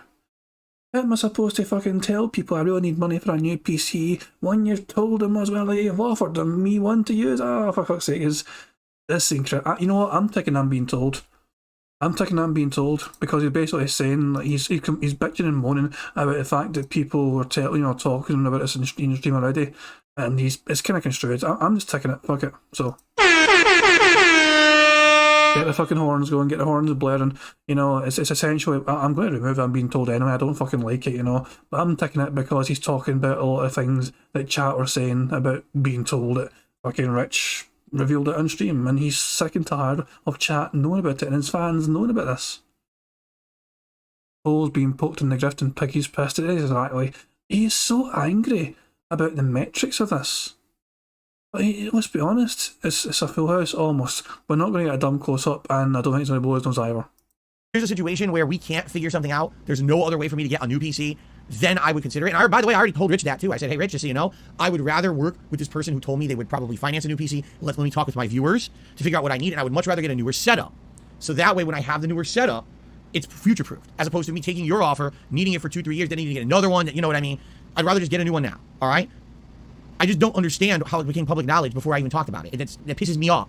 I think too much shit is being made public. And yes, I'll be honest with you, this is an attitude shift of mine for the last 5 years. You know, years ago, I'd talk about everything publicly immediately. Everything, right? Why is it that I'm having, a conversation with Wings of Redemption, and he's fucking posting screen grabs of the conversation to the internet? Why are you doing that? You know, watch my John and Howard reaction video. You know how angry they were at me because I idiotically sat here and I opened up my phone and read a text from John? Do you know how angry he was at me? He basically said he didn't want to be my friend anymore because I read us text on a stream wondering why he would want to be in my content. You see? You gotta be wiser about this shit. You shouldn't just be reading shit publicly, talking about shit publicly, especially something like this. Okay, this is all internet drama shit, and it shouldn't be. There should be no drama involved at all. Zero. But the moment that Rich said, oh, I offered Phil a PC, and I gotta really offer him this PC, and there's gonna be drama, man. You gotta be better than that. You gotta know better than that, you know? So, I would definitely, at this point, because of this, the way this is going down now, all right, I think what we need to do is start the conversation, and we'll have a series of conversations about this, I'm sure, whether it's on the Level 1 podcast moving forward, whether it's on little Q&A sessions, whatever they may be, where we'll talk exactly about what it is that I'm going to need, all right, for my means, my purposes, what I want to do with my business moving forward. Once we determine this is the kind of setup you need, then I can go and see the pricing for that kind of stuff. We can talk about pre-built companies. We can work. This is something that's going to take a while. This is not, oh, Phil's going to get a PC in 3 days. You're out of your minds. This is going to take a while, all right, because this has got to be done right, not rush into something and you end up with something fucking stupid, you see? Okay, so let us do it slowly and wisely and calmly and do the right thing, and then we'll see what happens. And by the way, there's no guarantee that this person who has offered to finance a PC, that's going to happen. They generously offered, and I said, well, I appreciate that. Let me do work on my end to do the right thing. Or else, what's the point if it's burnt money that's thrown away? There's a big difference from me buying my PC 8 years ago and getting a PC that was underwhelming. I'm like, oh shit, it doesn't do what I wanted. I overpaid. As opposed to now we're talking about someone else's money. There's a big difference there. You see, you got to make sure I'm doing the right thing and I'm getting everything I want, and we're doing everything that we want to do with here on the streams and everything. It's got to be done right. So, all right. So that's that. We will now begin that conversation so that we can talk about it moving forward. All right. But basically, right now, I would say no. I'm not ready to buy anything. I'm not ready to accept anything from anyone. All right, that's not the situation we're in as of now. We got work to do before any of this stuff starts. Okay. I don't even know right now. I don't even know if I accepted the PC from Rich, if it even would be something that I could work with. I don't even know what it is. You know. Okay. All right. So, ladies and gentlemen, I have some shout outs. We have to do shout outs, and it's already super late. We already went late. Look at this. We went super late on the Level 1 podcast again. We did it again. We have too many topics to discuss. Ugh. All right, let's get the shout outs.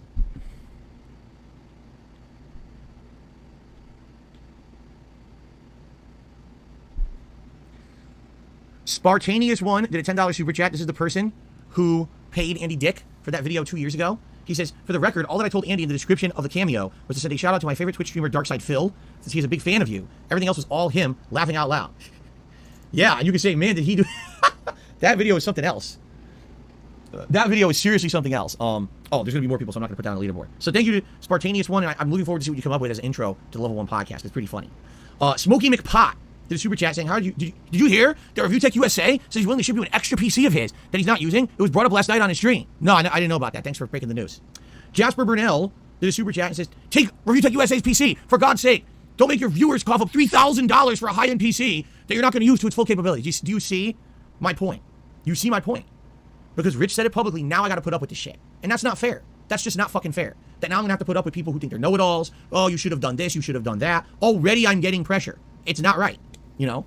It's not. So, people out there got to really, and this is Rich and others as well, content creators in general, they have to start realizing that their words have their actions have repercussions for people, not just them, but people around them. Literally, him saying publicly, oh, I have a PC I'd like to donate to Phil, it just caused problems immediately. We're going to have this now. People coming on harassing me about it. Take the PC. Why aren't you taking the PC? Take the PC. Okay. Excuse me. On the tip side of things, let's get to that. Dora the Explorer tipped me $1.50. All right. And he says, did someone say backpack? Backpack. P.S. Swiper is still swiping. Okay. I have no idea what any of that means, but thank you for the tip. Sticker Shock tipped me $1.50. Says, I was just thinking about Subway today. The old $5 footlong jingle came to mind. It's sad to think we may never go back to those lower prices at any restaurant or businesses for that matter. No, it's just like anything. You know, I can think back to the days when I was driving my car. I go to the gas station, I could fill up the whole tank for $20. And it's funny because my dad's like, that's expensive. You know? Now you go, it's literally $50 to fill your gas tank if you're lucky. Long John Silver to the $1.50 says, how much do pirate earrings cost? $2 or a buck an ear? Get it? Buck an ear? P.S. Treasure Island is still going strong. I have no idea what that person is talking about. But thank you. Snow Carl to me $1.50 and says, I remember two more years ago, the pre-stream was heavily focused on the questions and contributions of the viewers. Now it's mostly focused on your topics. Do you think giving more time to viewer questions might improve support? Well, no, it's like you said. I mean, people have already said this. What's the point of Ask the King if you just talk to people and answer the questions all day, right? A podcast should be topic focused. There's nothing wrong with a podcast having Q&A in it, but a podcast that's just Q&A is basically just Q&A video. It's not a podcast. A podcast should have topical discussions and things that you talk about intelligently. You know what I'm saying? So there you go. Team Ico Gamer tipped me $100. And I confirmed that it's real, but there was no pop-up. It's so weird that sometimes the pop-ups don't work. And this was not a behind-the-scenes tip. This was done through Stream Elements. I don't know why there was no pop-up. So thank you to Team Ico Gamer. Because of this very generous tip, we're going to start off with 2 rewards on the stream, both the Gunner glasses and a hat. Okay? And actually, I'm going to do the poll for the hat right now. I just don't understand why the pop-up doesn't work sometimes. It's so weird. Okay. I'm going to read out his message in a moment. So, let's do a poll for the hat. So, which hat is FF7 best? Would it be... People said I should be doing the hats that I don't usually wear. So, we're going to do the camo hat, the digital camo hat, or the blue digital hat, I should call it, the fake hair hat, and the beanie. I almost never wear any of those hats, okay? Why isn't the Sonic hat eligible? Because it's uncomfortable. I've already explained this. The Sonic hat is essentially a stuffed animal. Look at this. This is heavy padding. It's like having a pillow on the top of your head. When you wear this, it makes you sweat. It makes your body temperature go up to wear this. It's supposed to be a joke you wear for 5 seconds, not something you're wearing an entire stream. It's very uncomfortable to wear this at an extended period of time. So I don't want to wear it unless it's like a special event or something hit that's, you know, something rare.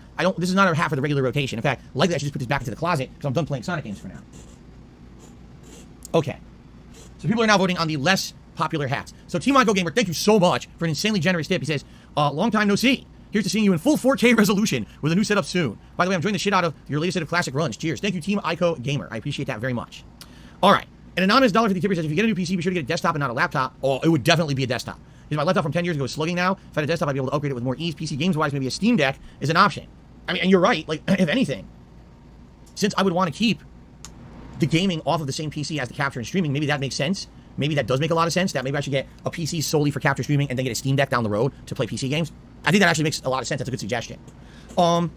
Action Honk tipped $1.50. He says, I noticed at times there can be shit stirrers. They'll come into your chat and attempt to do a lot of, hey, Rich said this for a good while. I think they've been trying to start a feud between you because they also go to Rich's chat saying, hey, did you hear Phil said this? Of course, you know what they're going to do? They're going to go to Rich's stream today.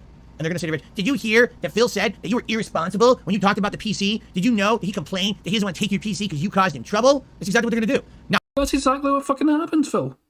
That's not even a lie. That's exactly what happened. They're just reporting the facts of the situation. You freaked out and you criticised Rich for speaking out when you wanted it kept behind the scenes. You never specified you wanted it kept behind the scenes. If you had, maybe you wouldn't have fucking said anything. But his act of generosity has been shat all over by you because you could not fucking twist a narrative to suit yourself and try and fleece more money. That's what I'm saying, you got $100 tip from somebody.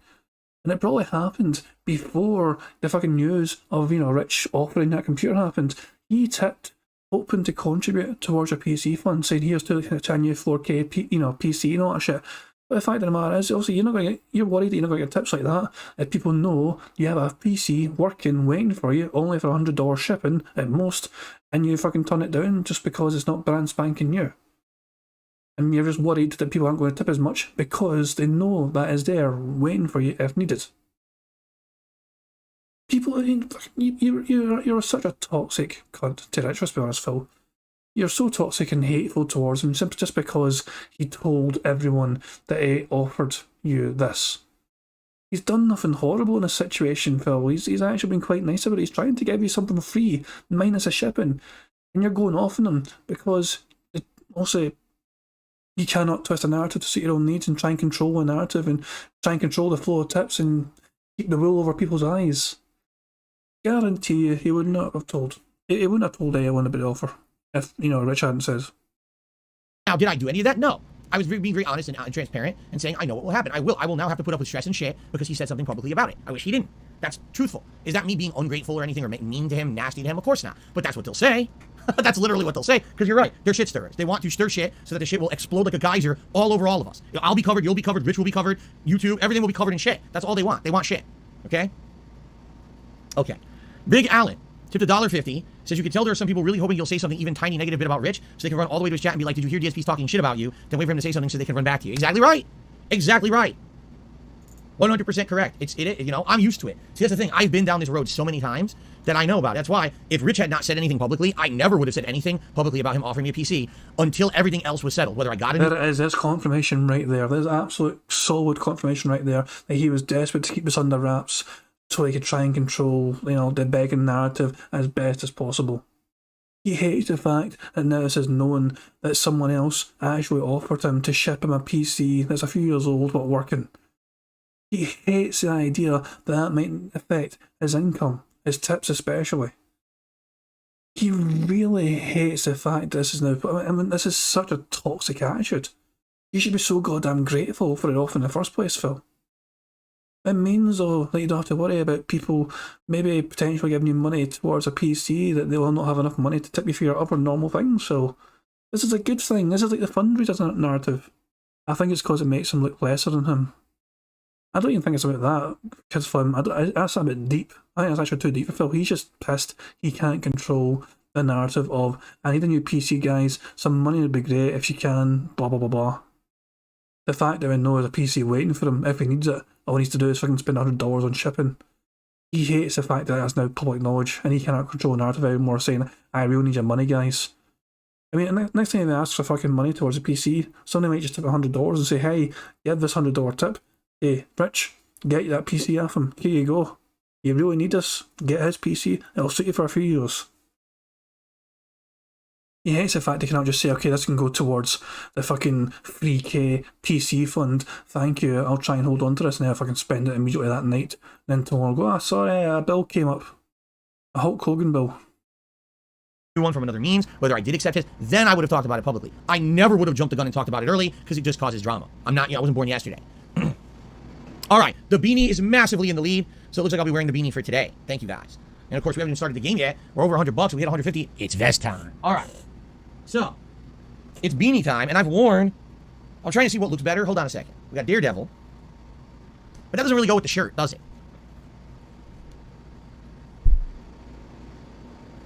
That goes much better. The Punisher goes with the shirt. We go with the Punisher side. Cool. It's very comfy, by the way. This is a very nice, comfy beanie. It's a little weird though wearing a beanie over glasses. It feels odd. No, I never watched Daredevil on Netflix. All right, so guys, thank you for a great Level 1 podcast. Obviously, we went long again today, and we didn't even really start the discussion about what I need. So this is going to be something ongoing, all right? Thank you for listening, and let's end the show. I have to take a quick leak, and then we're going to jump into Final Fantasy VII, at least for an hour before I go on break. It was ridiculous. These podcasts are going so long, all right? No, Jackie, I've had this here for a very long time. No, I have a couple new shirts that were donated by a fan, and they're in the wash right now. So once they're out of the wash, then I'll be able to wear them on streams. One of them is a Street Fighter shirt. I missed some super chats. Jasper Burnell did another super chat and says, don't punish your viewers. I say that's why I didn't read it, because it's stupid. That's why I didn't read that super chat. And they're already on the leaderboard anyway, so. Okay. All right, guys. Thanks for watching. We got a lot to talk about now. Until next time. Awesome. Cool. Jade, we're doing PlayStation Plus Premium tomorrow night, so I will try out War of the Monsters tomorrow night. I actually want to try War of the Monsters and Siren for sure, because we downloaded those already to try, and then we're going to do some new stuff. But those we're going to play for sure tomorrow night. Okay. Let's switch over here. And see here.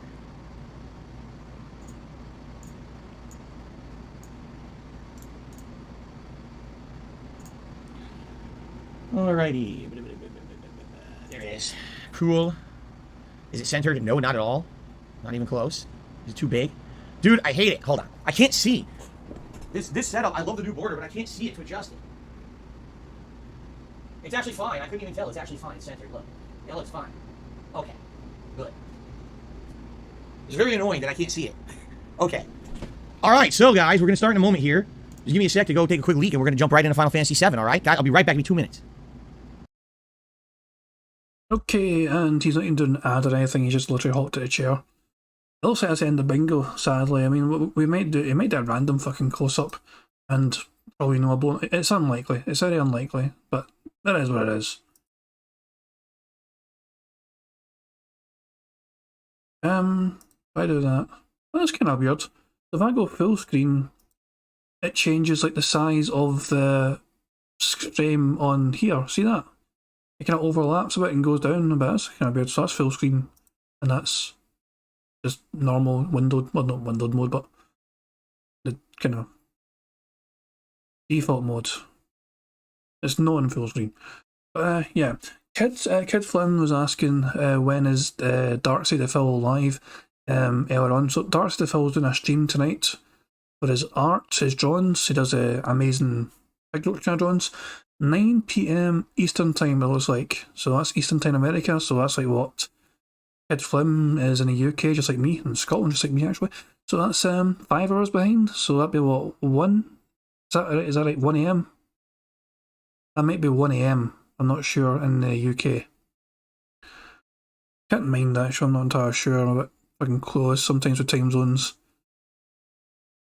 If it's, well, actually I don't, I have no idea. I'm guessing. But put it this way, Darkseid of Phil, how many hours from now are you planning to stream? Jeffrey Walsh says it's 2 AM. That shows you what I fucking know. But never mind what time you're going to do it. How many hours from this point in time will you be trying to stream? We can try and work it out that way. Oh Christ, man. My math skills, 5 hours from now, 9, so 2 AM is right. Jeffrey Walsh is right, of course, so, and I was wrong, as usual, it's just the way it goes. And Pig Ups for a shout out, and no worry, Darkseid, man, as I'll probably be fast asleep at 2 AM, personally, but I know quite a few night owls, especially in the UK, it's because it's weekend as well, you know what I mean, but I'll be fast asleep. But I'm hoping to catch it at some point over the weekend, here at Art Stream, be good to check out, kind of the process behind it, obviously, because as I'm saying, the community has so many talented artists. Kid Flynn is a great example of that as well, and it's not just the pixel stuff. I've seen the stuff he does as well. He showed me his wee portfolio before, some of the stuff he does, and it looks amazing. So it's not just like the kind of 8-bit pixel kind of stuff, you know, like he does. He also did Phil's pre-stream intro notoriously before one time as well, and but he's good in general with art, and you know, it's not just also different styles as well. But it's interesting to see the different kind of styles that detractors have in terms of the artwork and the stuff they do. You know what I mean? And Phil's back. Let's see if we can get a bingo last second. I was going to say Pixar as well. That's a different kind of art, alright, everyone. Yeah. I'm back. Although it sucks, you know, I had to pee, and we lost about 3,000 viewers. I think we had about 3,200 viewers before I left, and now we're down to 260. So about 3,000 people couldn't wait for me to piss. It's very unfortunate. You guys are really impatient. Yeah, that's not true. It's ridiculous. That's not true, Phil. Ninja Guy Dan. That's going to be so loud. Ninja Guy That's going to be so loud. Says, I'm going to forget. I'm a long-time fan of your show. I watched all the time a decade ago. You inspired me to be a content creator too. Awesome if that's true. If not, well, shame on you for trying to fool me on my stream. Make me look like an old curmudgeon. Excuse me. Okay. Are we ready?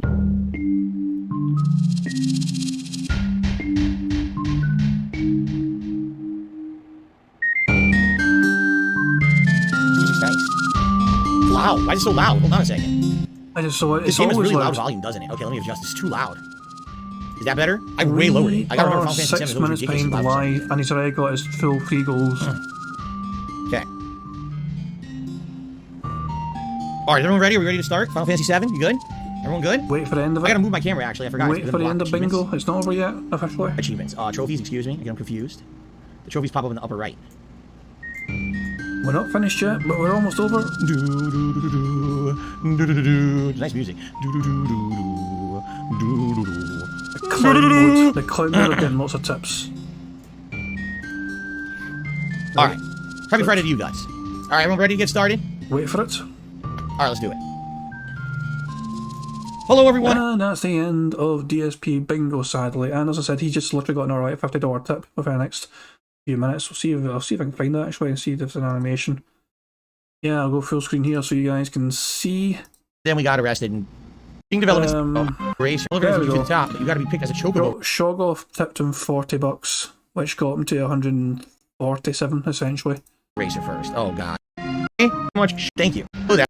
Love I your stroke. think- And there's our $20 on the bedroom. There you go. Phil's having a really good fucking time, as you can see tonight. Final Fantasy, more often than not, does bring in the massive contributions. So Phil's having a great time. But that's the end of bingo. Let's not worry about Phil. And there's some little piggy from Meerkat, which I was playing at the start of the stream. But let's go back to the bingo card for now. Let's focus on that. I have removed... We were unlucky with the bingo, by the way. You know, it's like we got 23 out of 25. Very strong card. And this is how our bingo stuff looks anyway. I have removed I'm Being Told. That's gone.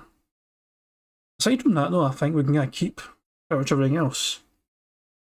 Don't think we need to actually do anything else, do we? But yeah, I think generally speaking we're alright. That's actually maybe, you know, we could wrap up quite quickly, you know, because it's been going live for over 2.5 hours now. I think nose blow is hit a miss at this point. It really is, yeah. It had a while where he'd done it consecutively several times in a row, but that's when his allergies were really bad. So I'll do a quick wee poll, but I'll do it. I'll do it at the start of tomorrow's stream. How's that? We'll do a stream. Also, I'm going to be doing bingo tomorrow as well. But at the start of the stream, I'll do a poll saying if people want it removed or not, the blown nose action. Which is, which one is it on here? Where is it on here again? I was going to highlight it for you guys so you can see it, but I fucking can't find the goddamn thing myself. This is annoying me. How can I fucking not find the goddamn thing when I fucking put the damn thing? Where I just type nose. Cannot find nose.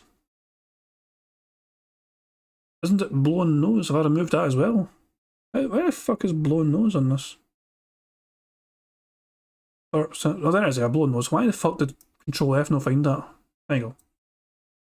But that is what... Yeah, there's always tomorrow. We might win tomorrow, but the blown nose... It's one of those things where it doesn't happen a huge amount these days. Is it worth keeping? It's definitely one of those ones that it can be a full card killer for sure. Like, as I said, I never like to try and make this too easy. Like, obviously, it's nice to get several bingos and stuff, but I never like to try and make it too easy. So, yeah, we might just use it. You know, it's very tempting just to kind of, you know, delete it right now and just say goodbye. You know, I don't think anyone would miss blown nose, would they? We could always bring it back if he fucking has a cold or something, I guess. But yeah. I think it was a very successful... White's boogers might work better. White's boogers. Okay, so who knows, man, who knows. I think before we end the stream, guys, I'm just going to pull up contributions by Pixar because we've not had it yet in the stream, and I love it. It's one of the fucking things I love watching most right now, goddamn contributions. Every fucking chance I get to, I'll play that shit. It's just too good not to. So... let me go to my history. It's not going to be too far behind in my history. There it is right there. I wasn't too far down. Notorious PIG contributions by Pixar Animations. And let me go full screen and also show you it properly, because you're just, I'll see if I can watch my notepad file still. Here we go. So this is going to end the stream, guys. But I hope you enjoy this video. Top quality, aren't we? Yep, we are. So we're just going to end the stream with Notorious PIG contributions, but I'll catch you all tomorrow for some more DSP Bingo, and hopefully we'll be able to get a wee victory there. But guys, thank you very much for coming out to chat, and obviously new subscriptions, and even the super chats as well. Appreciate it, Black Mage and Barrett Wills especially. Obviously, super chats. Thank you very much, guys. I really appreciate it. And yeah, I mean, it's I'm glad people enjoy the bingo, and hopefully sooner or later we will get a full card one of these days, and I'll actually be able to give something back to you guys as a reward for it, you know. But yeah, and I'm also trying my best to work out how to implement things like DT Journal's idea of like having coins in the chat, so people can like bet coins within the chat, also not real currency, on how many bingos will be in a stream. I like the idea, but it's just trying to implement it, you know. But that's something I'll try and tackle behind the scenes anyway. But I'll catch you all tomorrow. Hope you enjoy the start of your weekend, and yeah, have a good one, guys, and enjoy some contributions. Peace out. On September 14th, a pre-authorized payment of $16.51 from PayPal.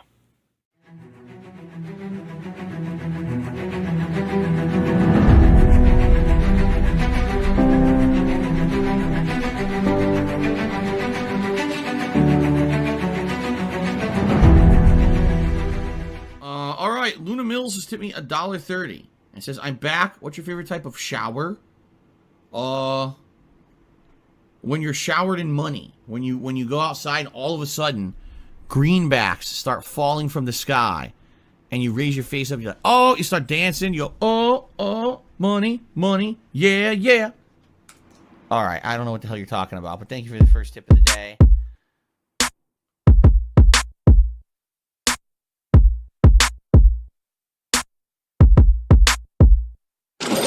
Money, money, yeah, yeah. Money, money, oh, money, money, yeah, yeah. Money, money, money, money, yeah, yeah. Money, money, oh, money, money, yeah, yeah. These contributions are mandatory. Money, money, yeah, yeah.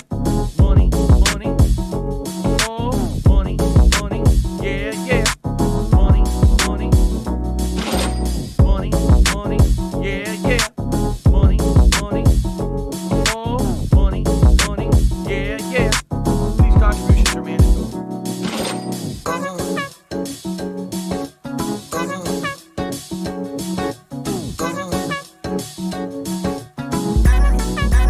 Show me the money.